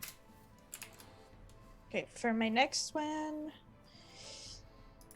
I was gonna spend a key point in the hopes of stunning strike, but if they're close, Yeah, they look pretty savaged as far as you can tell. maybe another one. Yeah, a kick. Okay, go for it. So, 20 and it's to hit. okay. So with the 20, they try to throw up another shield, and you see the glimmer of arcane energy, but your punch or your kick, goes just straight through and connects, pushing them backwards. A roundhouse kick, and then it extends. Yay. And it did 6 damage again, correct? 6 plus the extra. Oh right, plus the extra. Okay, yeah, nice. For last one, it was extra 6 as well. Yeah, so Yeah, it's the last one it right had. now it's 6 plus 3, so Yeah, 9. yeah. So first the punch pushes them back. Then the kick comes through, and you just kick into the middle, and you just hear like part of the diaphragm breaking, and they just stumble backwards and fall to the ground, gasping for air and dying slowly. Okay. And that's it because I spent my bonus action. Right. Okay. Would you like to move anywhere? I'll just roll like really monkishly, I guess. Monkishly. Okay. Around him in the hopes Okay. of maybe going towards here. There All we go. right. Very good. Following Tani's turn, the guy up on the ramparts, just noticing that shit has really started to blast off, just starts rushing for the window and just jumps out, grabbing onto the winch, or trying to. So let's see if he manages. Okay, natural 20. So he actually looks really cool as he jumps out the window and just grabs on. And probably as he looks back, he just sees Barnack somewhere in the distance, just goes like, "Hey," and he's out. So he's safe. But the other footpads, especially the one that you guys savaged so badly in the beginning, is now... Well, actually, she is probably 1, 2, 3, 4, 5... going to rush for the door, push open the... it's not like it was locked against people from the inside, but rather to prevent people coming in. So she pushes it open, and she stumbles out into the street. The door is just kind of, flapping behind her as they're made to do that. But you know where she is for the moment still. Alright. The one closest to you guys is going to mutter a curse. And she says, you stinking bastards. And is going to cast another Burning Hands at Myra and Turnock, and at the corpses of her fallen friends now. But Turnock and Myra, please make a dexterity saving throw. Yes! Nice. That's this one. You passed. Well done. And Myra? Oh, I failed. I Okay. got an 8. So you take 13 points of damage, fire damage, Myra, and you take 6 points of fire damage, Turnock. And How much? I'm sorry. 6. Half. 6. Yeah. 1 hit point then. I had 5 temporary because of fight. Oh, yeah. That's fine. And then she is going to... 1, 2, 3, 4, 5, 6. Myra, you get an attack of opportunity if you wish. Yeah. I'm gonna use my inspiration because that was a natural 1. Okay. Oh. That wasn't any better. That wasn't any better than a natural 1? It was better, but I don't know. I might be able to hit. I get plus 7. Be 11. 18? Plus No. That was with the plus 7 would be 11. That was 4 plus 7. Okay. Yeah, no, 10, I guess. Nope. Okay, so the swing goes wide as the footpad starts to run away. Unfortunately, but with their back to you, it's not like it's very hard to catch up and try again. Barnack, the Slayer, what's your plan? Okay. This one left. Yeah, they are through the door at the moment, so you don't actually have a visual on them, but based on the distance that someone can cover in the amount of time that has passed so far, you know that they're not far. Yeah, but at the same time, based on the distance I can cover as Barnack, That is true. I'm also thinking that that might not be the best course of action. So I will just take pot shots at the one in front of us, in front of me, and yeah, this one here. Okay, go for it. So. Oh. I do not have advantage anymore or anything like that, but this one still has my hunter's mark though, right? Yep. Yeah, Yes. she does. Okay. Still then, no hunter's mark. I'll just take a shot at her. Another sharp shot. That's easier for Just me. out of curiosity, sharpshooter is basically great Yeah, weapon it's master, the same but for thing ranged. for range. It's Yeah, literally the same completely the thing, same. right? Yeah. The only difference, I don't know if you get like if you can hit anyone. There's like cover doesn't affect you. No, okay. Got it. Okay, so that is in total 16. 16 to hit? In total, yes. Okay. It's about to hit, but this person's kind of been observing for the moment, and as you shoot at them, the just comes up a very casual, and another arcane shield shimmers into And existence. Jean-Jacques just counters it. Okay. If you want Jean-Jacques to use a counter spell on a Yes. first level shield, then sure. He hasn't Just done one. anything. It's fine. All right. It's So just one. there's like this sort of arrogant as the shield's about to come into existence, and Jean-Jacques just shuts it down, and the arrow flies true. Go ahead and roll damage. That is actually good. That is 7. Hold on. So that's 17 plus 4, 41, 23 damage. Whew. Yeah, the arrow strikes true, like, because they didn't actually turn very much to face you or to try to dodge it at all. So as it strikes, like, it hits right in the shoulder, pretty close to the heart, and they just kind of, and just looks annoyed over at Jean-Jacques. Yeah, and I will shoot again. All right. That hits more than that's 17 in total. Yeah, that hits. Blah. That is 1 plus 4. That's 5 plus 2. That's 17 plus 10. 17. 17. Okay, that's exactly how much health they had left. So with the second arrow, they looked over at Jean-Jacques annoyed, and then the second arrow just strikes between the shoulder blades, and they just start falling forward. They catch themselves just barely, but obviously bleeding out. There's a sort of pool of blood forming beneath them as they just trying to hold on but failing. Would you like to move, Barnack? I would. Is this up or down at the moment? That one is down on the ground at the moment. Okay, then I will just move here 1, 2, 3, 4, 5 to have a better visual at this one, Okay. and I'll just like aim at them and say, no running away. Okay. Following Barnack threatening the final remaining footpad here, what is Jean-Jacques going to do? Jean-Jacques can... How does his 10 feet of free movement work?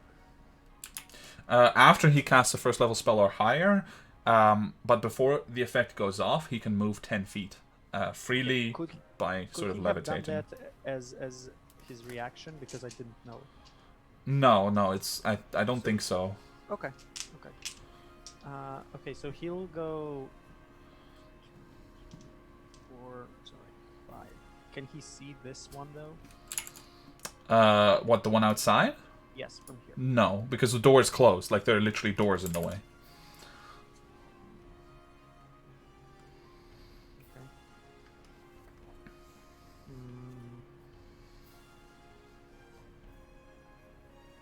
Darn it. I don't want to spend anything. So there's a door in the way and he doesn't really see them. I don't know what the spells are. Yeah, no, he won't, sorry then, he won't move from here. He'll just pop out and shoot a firebolt at that one. Okay. Go ahead.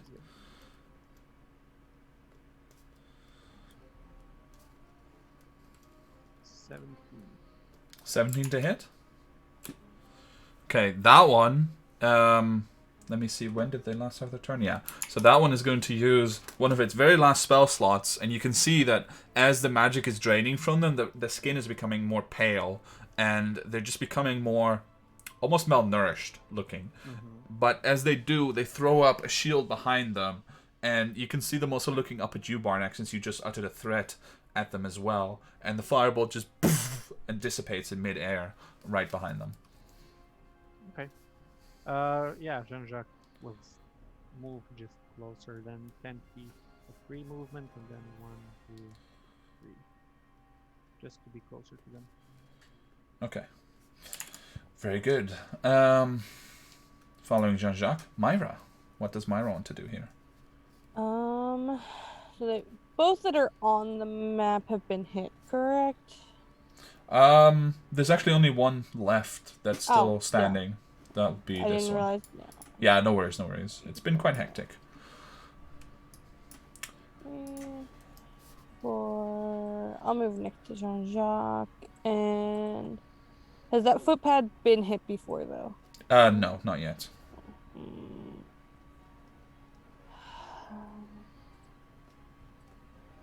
I will cast Sacred Flame then.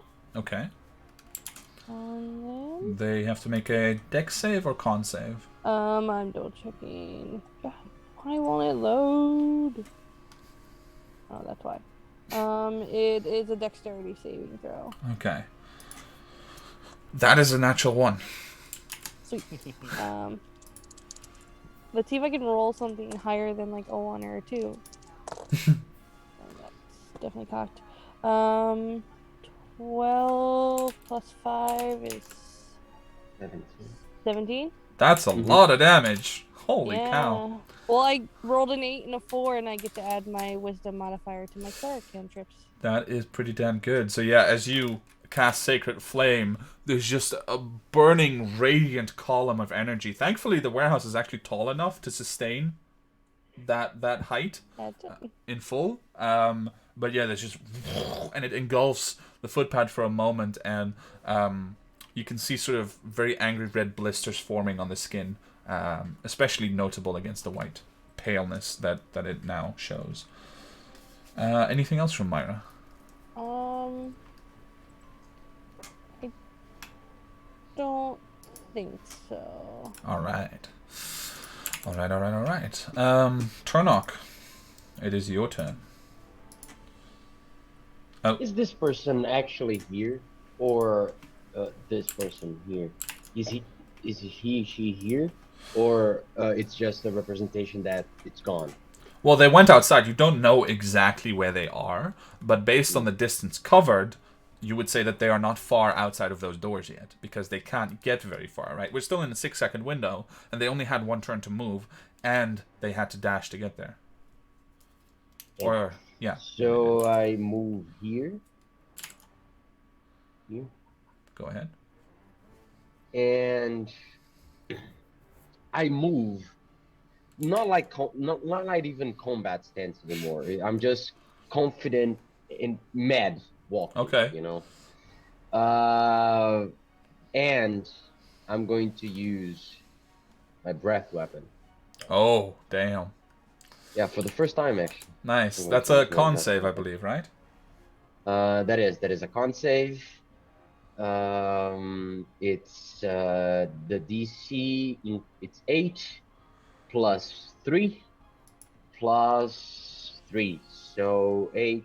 Yeah, it passed. So it's just okay. you already rolled it. Yeah, I did. So it's a 23 to save against, I think it was, you described a 14. So yeah. But I think it's half damage in that case. Half damage. Alright, so as Turnock walks up, annoyed, sword probably against the shoulder or dragging behind, depending on what you feel like, just opens his mouth, and this icy white energy just bursts forth straight at the footpad, who at the last moment just manages to dodge out of the way. The magical barrier, like, it doesn't interact naturally with this sort of thing, but it does deflect it a little bit, which causes them to take that half damage, which is how much? It's actually 3d6 because I'm level. Yeah. It's 3d6 and it's 6 points of damage. 6 points, nice. Not that much, unfortunately. Well, I mean, it's halved, right? So it's Yep. all right. Tani Kalita, you are the fastest in this group. What would you like to do? And you also have 15-foot range. That's what Let's see, just. Well, yeah. Yeah, I can make it with distance to spare. So I'll run towards this last footpad. Okay. maybe even with distance to spare, just because I want to flex. And yeah, like even like reeling back for a second and then making the punching motion. Yeah. Yeah, exactly. So like mid punch, mid dash, you maybe even a jump. You know, you said you wanted to flex, so like some real theatrics in there, and you just throw the punch, and it arrives before you do actually because of the reach that you Oh, have. yes. And with a 20, you do indeed hit. So go ahead and roll damage on that one. Oof, that goes straight through. 15. You crack them like they've just dodged Tornok's breath weapon, and as the weapon dissipates, your punch comes through the empty void where they're not expecting it and just cracks them across the jaw again, and you hear another jaw shattering this time, and you just see like as they turn back to you, the face just kind of hangs like barely standing, but you have another attack and a bonus action, so go ahead. Do your thing. 17 to hit. Ooh, a 17 does not actually penetrate the magical shielding that they have active at the moment. Okay. Then for my bonus action, I'll spend a key point for flurry of blows. Alright, very cool. So 2 more attacks from Tani. No mercy. 26 to hit. Yeah, that'll hit. Go ahead and roll. Just roll the damage to see how bad this is. Oh yeah. That's bad. So as the second attack deflects, you just take a moment to kind of steady yourself, and then with lightning quick speed, faster than even the party probably expected, it comes out again, and you give them one of those like uppercuts, and it just sends them flying, you know, and you hear the scream of muffled pain because they can't even open their mouth properly, just like and then just crash to the ground, unconscious and dying. And you have indeed defeated them. As the body drops to the ground, and all of you kind of take a moment of peace. Barnack, you hear this, but the rest of you see this. The hatch in the corner of the room opens up. Almost like I'm an just invitation. sad that Sirenscape didn't make that noise. Yeah, they didn't have one that I wanted, so just I me. know. I'm just messing with them. No, it's all good, but yeah. So the hatch opens. You guys stand in a now empty warehouse filled with only corpses that you have made. What would you like to do? And an open hatching. And an open hatch. That is right. May I, before that, run to the window, like the one up where the guys went, and Sure. try to spot in the 600 feet range the girl that was running away. Okay. Make a perception check, but it is a disadvantage with how many people are out there. While he's doing that, I'm just checking this upper level for because I'm guessing the hatch is for a lower level, right? Isn't that For the the one other Yeah. Barnack had Hunter's Mark on? It is, yeah. The one Oh, you're with right, the yeah. flag. So Barnack actually don't have disadvantage. You just have a normal roll. Perfect. Oh. I Like, do let have you track. inspiration if I need to. Yeah, so- exactly. So you know exactly where to look, but there's still like a crowd of people. Natural 20. Okay, yeah, you 5. spot them just limping along in the crowd, like barely, but you can like the red sash you can still see around them, How, and how they're just far are they? probably up based on the distance now, 200 feet away, roughly. Perfect, not 600 then, right? Not 600, no. Yeah, I'm going to be shooting at them until Oh, this'll they go die. good. In the middle of the crowd. Okay. This will go well. I will say they have 3/4 cover based on how many people are around them. I don't care about cover. Right. All right. Good luck. You're born next door, Howard. So, I also need to check my feat that I got the other day, just to check if I'm right. Oh, you Um, guys got feats. So it says, That's granting you following benefits: precision in combat. Once per turn, when you hit a creature with an attack that deals piercing damage, you can reroll one of the attack's damage dice. Yeah. Okay, perfect. Yeah, I mean, if you hit, then yeah. Yeah, and I get another dice for criticals. I forgot that for the other critical. It's fine though. Okay. Okay, so I will just be shooting at her. Okay.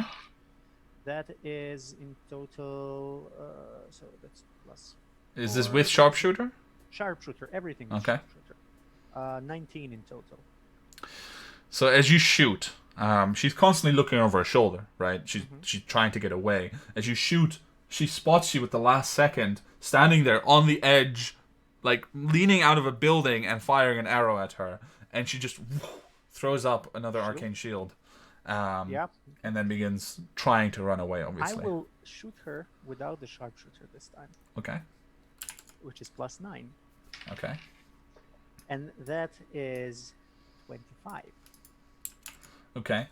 I will say that as the first arrow gets deflected by the shield and she has to cast magic in public, immediately there's a crowd reaction. People around her, like the horses are steered away, people gasp and move away as well.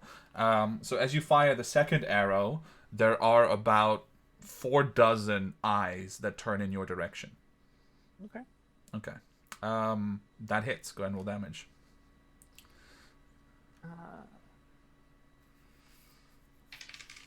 And that is 7 plus 4, 11 damage, plus 2, 13 damage. Okay.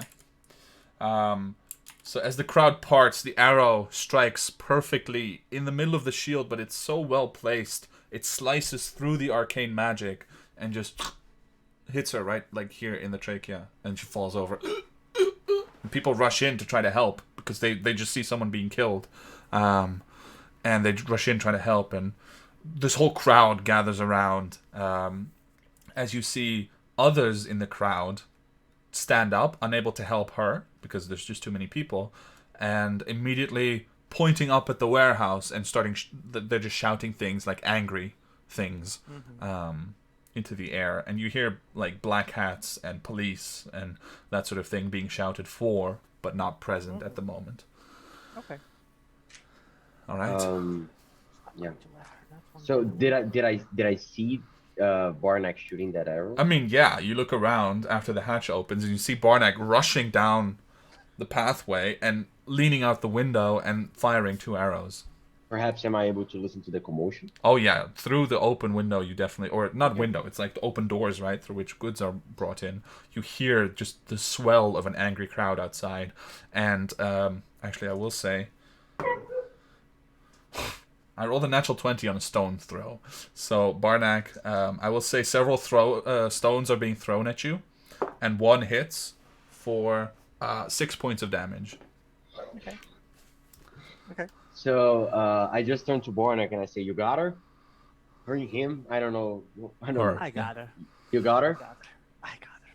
Yeah. Okay. So you, who are responsible for this, you're gonna go stand in the front door, and you're going to hold your freelancing papers, and you're gonna go tell everybody that you're not killing anybody. Don't worry. You're not murdering somebody. Yep, I haven't actually used these papers in a while, so I finally get to use them. And I'll actually just go to the front door, open it with like both hands, like No, I stop him. I see he's doing that. It's a big door, and I stop him. Roll initiative. Okay, I do. Because like he does this, he doesn't announce it or anything, so you kind of have to react in time. It was barricaded. It's a big door, I'm guessing. So it's true, but he has to unbarricade it regardless to. I still rolled very poorly. Like in total 6. That's 2 plus 4. Okay. Yeah, and I rolled a natural 20 on this. Turn off like as you're unbuckling the door, Barnack, and you try it out a few times before you actually push it open. You hear the swell of the angry crowd, and Turnock, you can put a hand on his shoulder. I just say, don't. We still have things to do in here. We don't want a crowd getting into this place. You want to stop that. So you go outside with the papers. People have already seen you by the looks of it, and I just point to the wound of the stone thrown at his face, and I say, just go out there without. We still have things to do. Don't. Yeah, and you hear on the other side now. Open up, murder scum! Come out here! Yeah. So you go, and then I just turn around and to communicate with other people.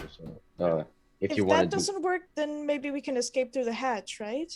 We're not escaping it's through the hatch. work, We're Tani. investigating the hatch. Okay. It's me, Tani. It's gonna work. Okay. So No, Barnack. it is gonna work. It's not Barnack. It's official papers. It doesn't. Yeah. It could be a stone holding these papers, and it wouldn't matter. All right. So So Barnack, as you head outside to face the angry crowd that you've created in defeating that particular woman, I might have something that could help for a little while. go ahead. I can try to calm their emotions. let's not interfere with people's free will, shall we, Mara? Okay. I'll go out. How many people are there? There's like 30 people gathered around, but they do kind of step back as you present yourself. Nobody, it's the crowd mentality. Nobody has quite the guts yet to actually confront you directly, and now that they have you, they're a bit perplexed by the fact that you're actually here so quickly, and they were expecting more to like storm and grab rather than see someone presented to them right away. So I'll present myself, like chest puffed, and first thing I'm going to do, I'm going to touch my forehead where the stone hit me. Mm-hmm. Who threw this stone at official freelancer business and an official freelancer? Step forward, and I'm going to take show the badge, freelancer Okay. badge. You well, it's actually probably more or like an official paper, right, with a signet on it. But as you hold it up, the whole crowd kind of backs up simultaneously. You hear from the back of the crowd. You don't see who, especially you don't, because tall people and Barnack. But as they back up a little bit, you hear from the back of the crowd, "Oh, freelancers are killing people now out in the street. That's not normal. Should get out of here." And the whole crowd kind of looks around. They're not quite on board with this whole approach, but also nobody presents themselves as the culprit of the stone throw. Since no one presented themselves as the culprit of the stone throw, I will just hold everyone here responsible. This is official freelancer investigation, and anyone found guilty of something that might jeopardize this whole country in any extraordinary way, we get to deal with them. So anyone who threw that stone is going to pay for that, unless you all scatter away now. Barnack's going bad cop, bad cop. Yeah. Roll an intimidation check. I will say with advantage, thanks to your freelancer papers. Okay, I think my charisma is 0. Hold on, let me check. Well, I think it's a 9. 0, yeah, so 15. Okay. The whole crowd kind of looks around, and you hear from several people, not necessarily addressing you, Barnack, but just going like, "Well, I didn't have anything to do with that, but I mean, it's just a weird business, isn't it?" And they start to break up. Like immediately, the crowd effect is gone, and they become smaller groups again that were traveling together or moving goods, and they go back to the horses, to their carts. You see that there's still more of a crowd gathered down the road where the woman was shot, but it seems to be in motion, and they start carrying her in a particular direction with a horse and cart at the center of that crowd. Okay, I was going to go grab her and just move her through the road, just. Well, they're either escorting a corpse or they're trying to save her. So, but they haven't connected the two things as the people who went to confront you and who tried to save her. I'll just care about this. All right. So, you return to the warehouse. You can even barricade it up again if you wish, and all of you now see in the corner of the room this hatch, which has a stone staircase leading down into the ground, into what seems to be some old tunnels, which is not uncommon, actually, for especially criminal enterprises to have these warehouses with, tunnels attached to them where they can move goods without anybody knowing. But as all of you look and talk and kind of reconnect after the fight, each of you in turn gets this weird sensation from the place. It's just it's just unsettling. There's something weird and wrong about it. And next time we will see what you guys get up to, because we've already reached the end of our playtime here since we didn't have a break. But yeah, let's see what you guys make of the hatch in our next episode of Tales of Edeah. I don't want to go down the creepy hatch. Oh, Tani does. I don't want to. Barnack really does now. I'm just so pissed off at Barnick for handling that crowd like that, but I cannot say I didn't listen to it. Just wanted to be there so much. Yeah, I feel you. But hey, that's how it goes sometimes. So yeah, let's. We always like to hang out and chat a little bit anyway. So how did you guys enjoy being back? It's been a while. I hope Also, it's been a while since combat. Actually, I think it's been 6 weeks at least since we had any combat. So I hope you guys enjoyed rolling dice a bit and. Yes. I will immediately say sorry to Nicola for countering a simple spell shield, rather shield spell, but hey, you weren't here. If you're listening, I had to do it. I really needed that combo of the arrow killing something when they were arrogant enough to put up a shield. Fair enough. Inspired by Simon, the Ruined Keep here in our chat, I do have a few questions that I want to ask you guys just to gauge some reactions, but also if the chat has any questions you want to ask at this point, or if you guys want to ask each other questions, please feel free to do so. My first question is actually for Barnack, because I've been thinking about this a little bit, and I've been meaning to ask again maybe, but how much of Barnack's planning is Barnack and how much is you? Like, it's becoming more and more a part of his character, which I don't think he started out with necessarily. I think he did, though. Did he? If you remember our second session, he was dishing out plans with tying a rope to an arrow and making a weird getaway from that inn from the second floor. Ah, that. Yeah. I remember that. Yeah, he's always been someone who really likes planning. Okay. The problem is that most of his plans don't work. Like, Okay. flat out, don't work. So, do you work hard to like come up with plans and then corrupt them so that they're more Barnack-like, or are these your plans as well? No, they're not my plans. Like, I would never do what he does. Like Milos, if Milos were a ranger, he would never do what Barnack does. The way that I come up with them is basically finding the actually most efficient way of doing something. Like something that, let's say, a character with like intelligence 16, 17 would do, or a character with even wisdom like 20 or something. Finding the most efficient way and just not doing that. Okay. And presenting it. It's not always doing it. It's just presenting it to everyone else. Mm-hmm. And Tani believes in him. Jean-Jacques likes seeing what happens. Tarnock will kill him at one point, probably. So, yeah, it works. Fair enough. I mean, we all love Barnack's I Have a Plan, so definitely hope that we keep seeing more of them.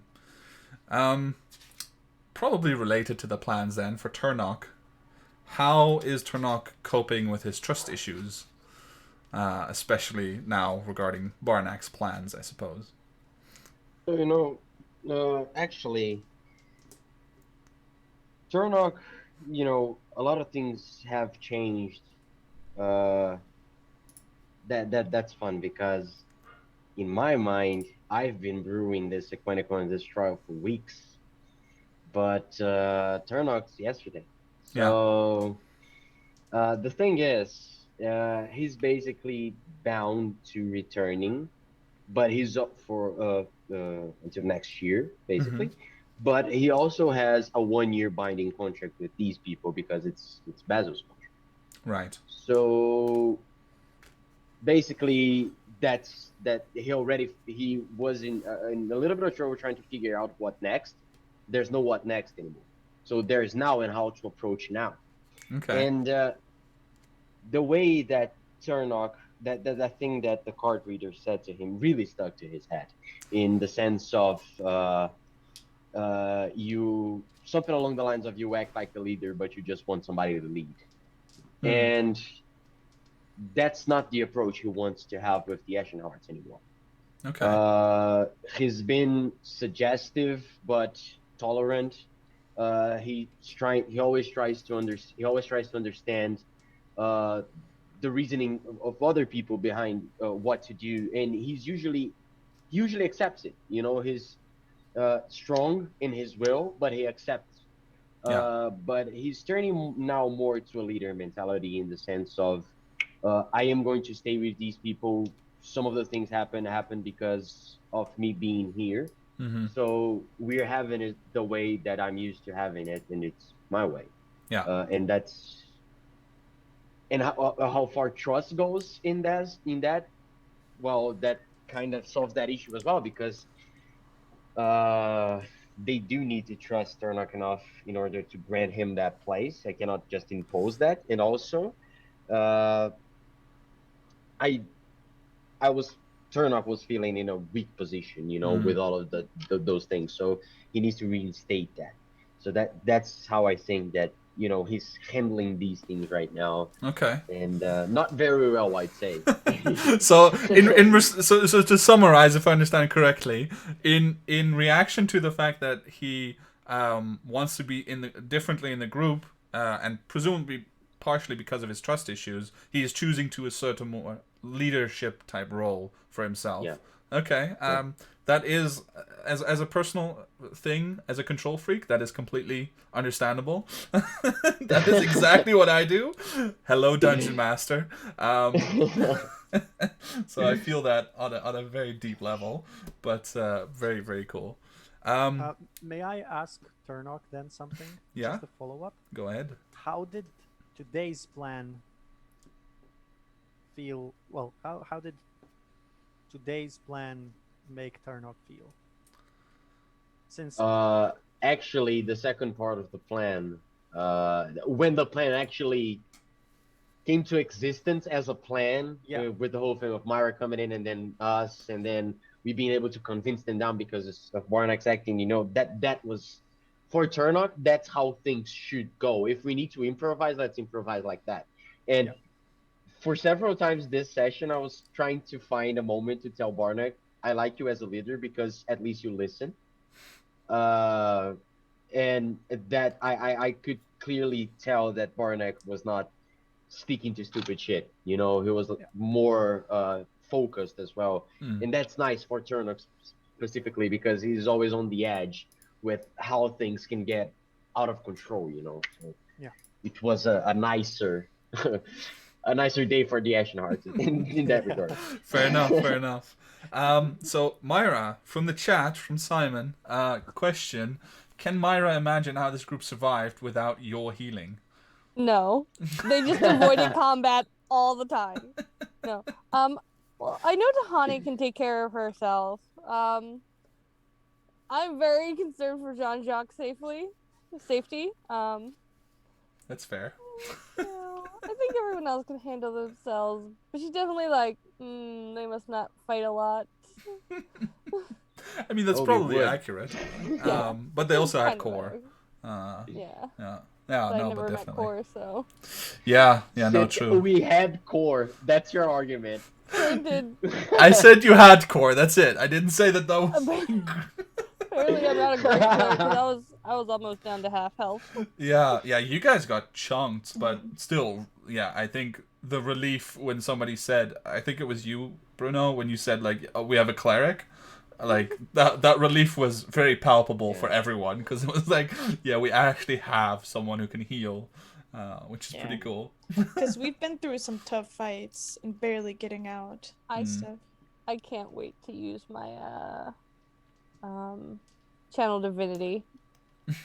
Are you Chancy, is Myra unity cleric?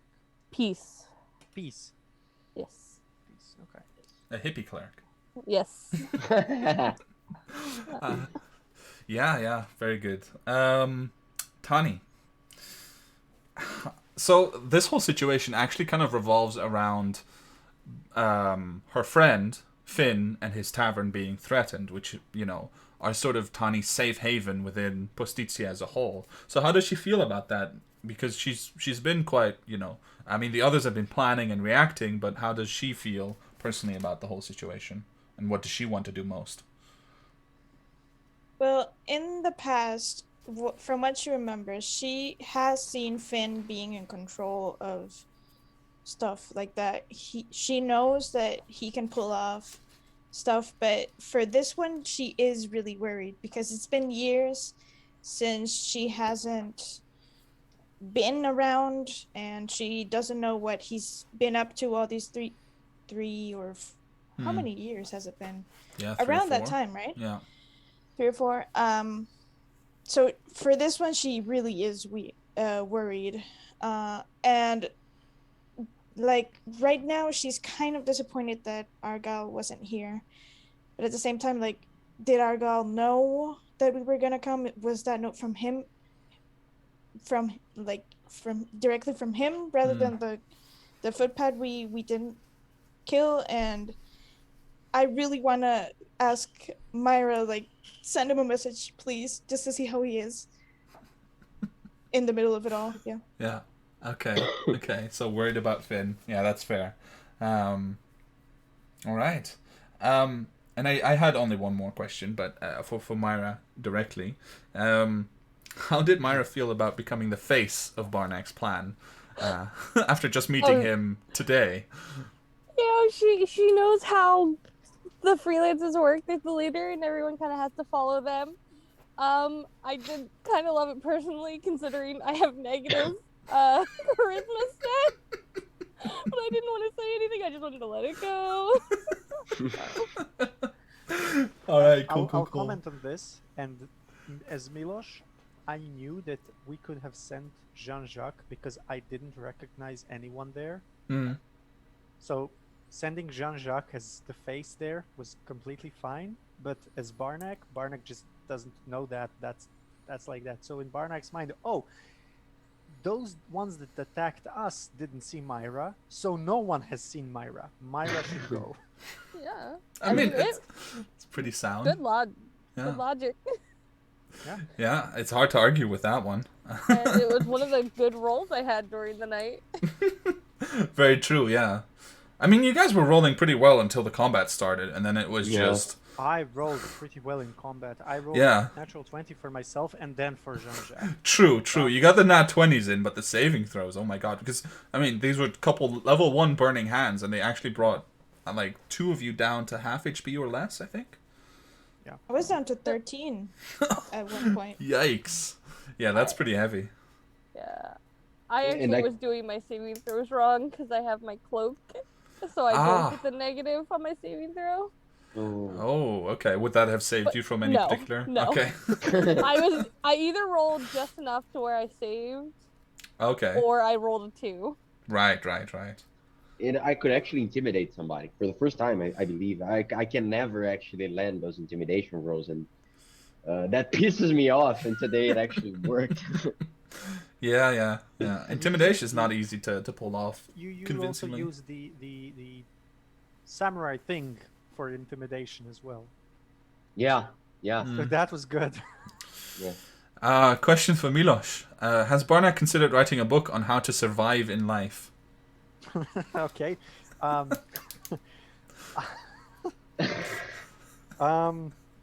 He didn't yet. He hasn't yet, but that's a good idea. Yeah? Yeah. When he retires, maybe writing a book. How to survive life. Yeah? How to create a good plan for life. I have a plan for life. Should be the title. Yeah, I have a plan for life. Oh my god. All right. Very cool. And I think, by the way, thanks to Simon, that most of you should now have access to the I have a plan emote. So enjoy that as well, by the way. But yeah, that is pretty much it from me. My favorite quote of the night, by the way, a spider with more legs. I mean, that's just beautiful. I mean, that's what Barnack heard. What did you call it? Deca something? Deca-legged Deca- spider. Decolate. And on that beautiful image, I'm going to call the stream here. Thank you guys so much for playing. Thank you everyone for watching and for sending in your questions and hanging out with us. We really appreciate it. Little shout outs really quickly. Simon from the Rune Keep has been here supporting us, obviously. Please go and follow them as well. They play on Tuesdays at 8 p.m. GMT, and I get to be a guest star. So that's even super duper extra cool, but it's also just an amazing stream. So whether I'm there or not, you should be watching. And in the meantime, we will be back next week on Sunday with the next episode of Tales of Edeah, and we hope to see you next time. Remember to follow if you haven't yet, and bye-bye, everyone. Bye bye, everyone. Peace.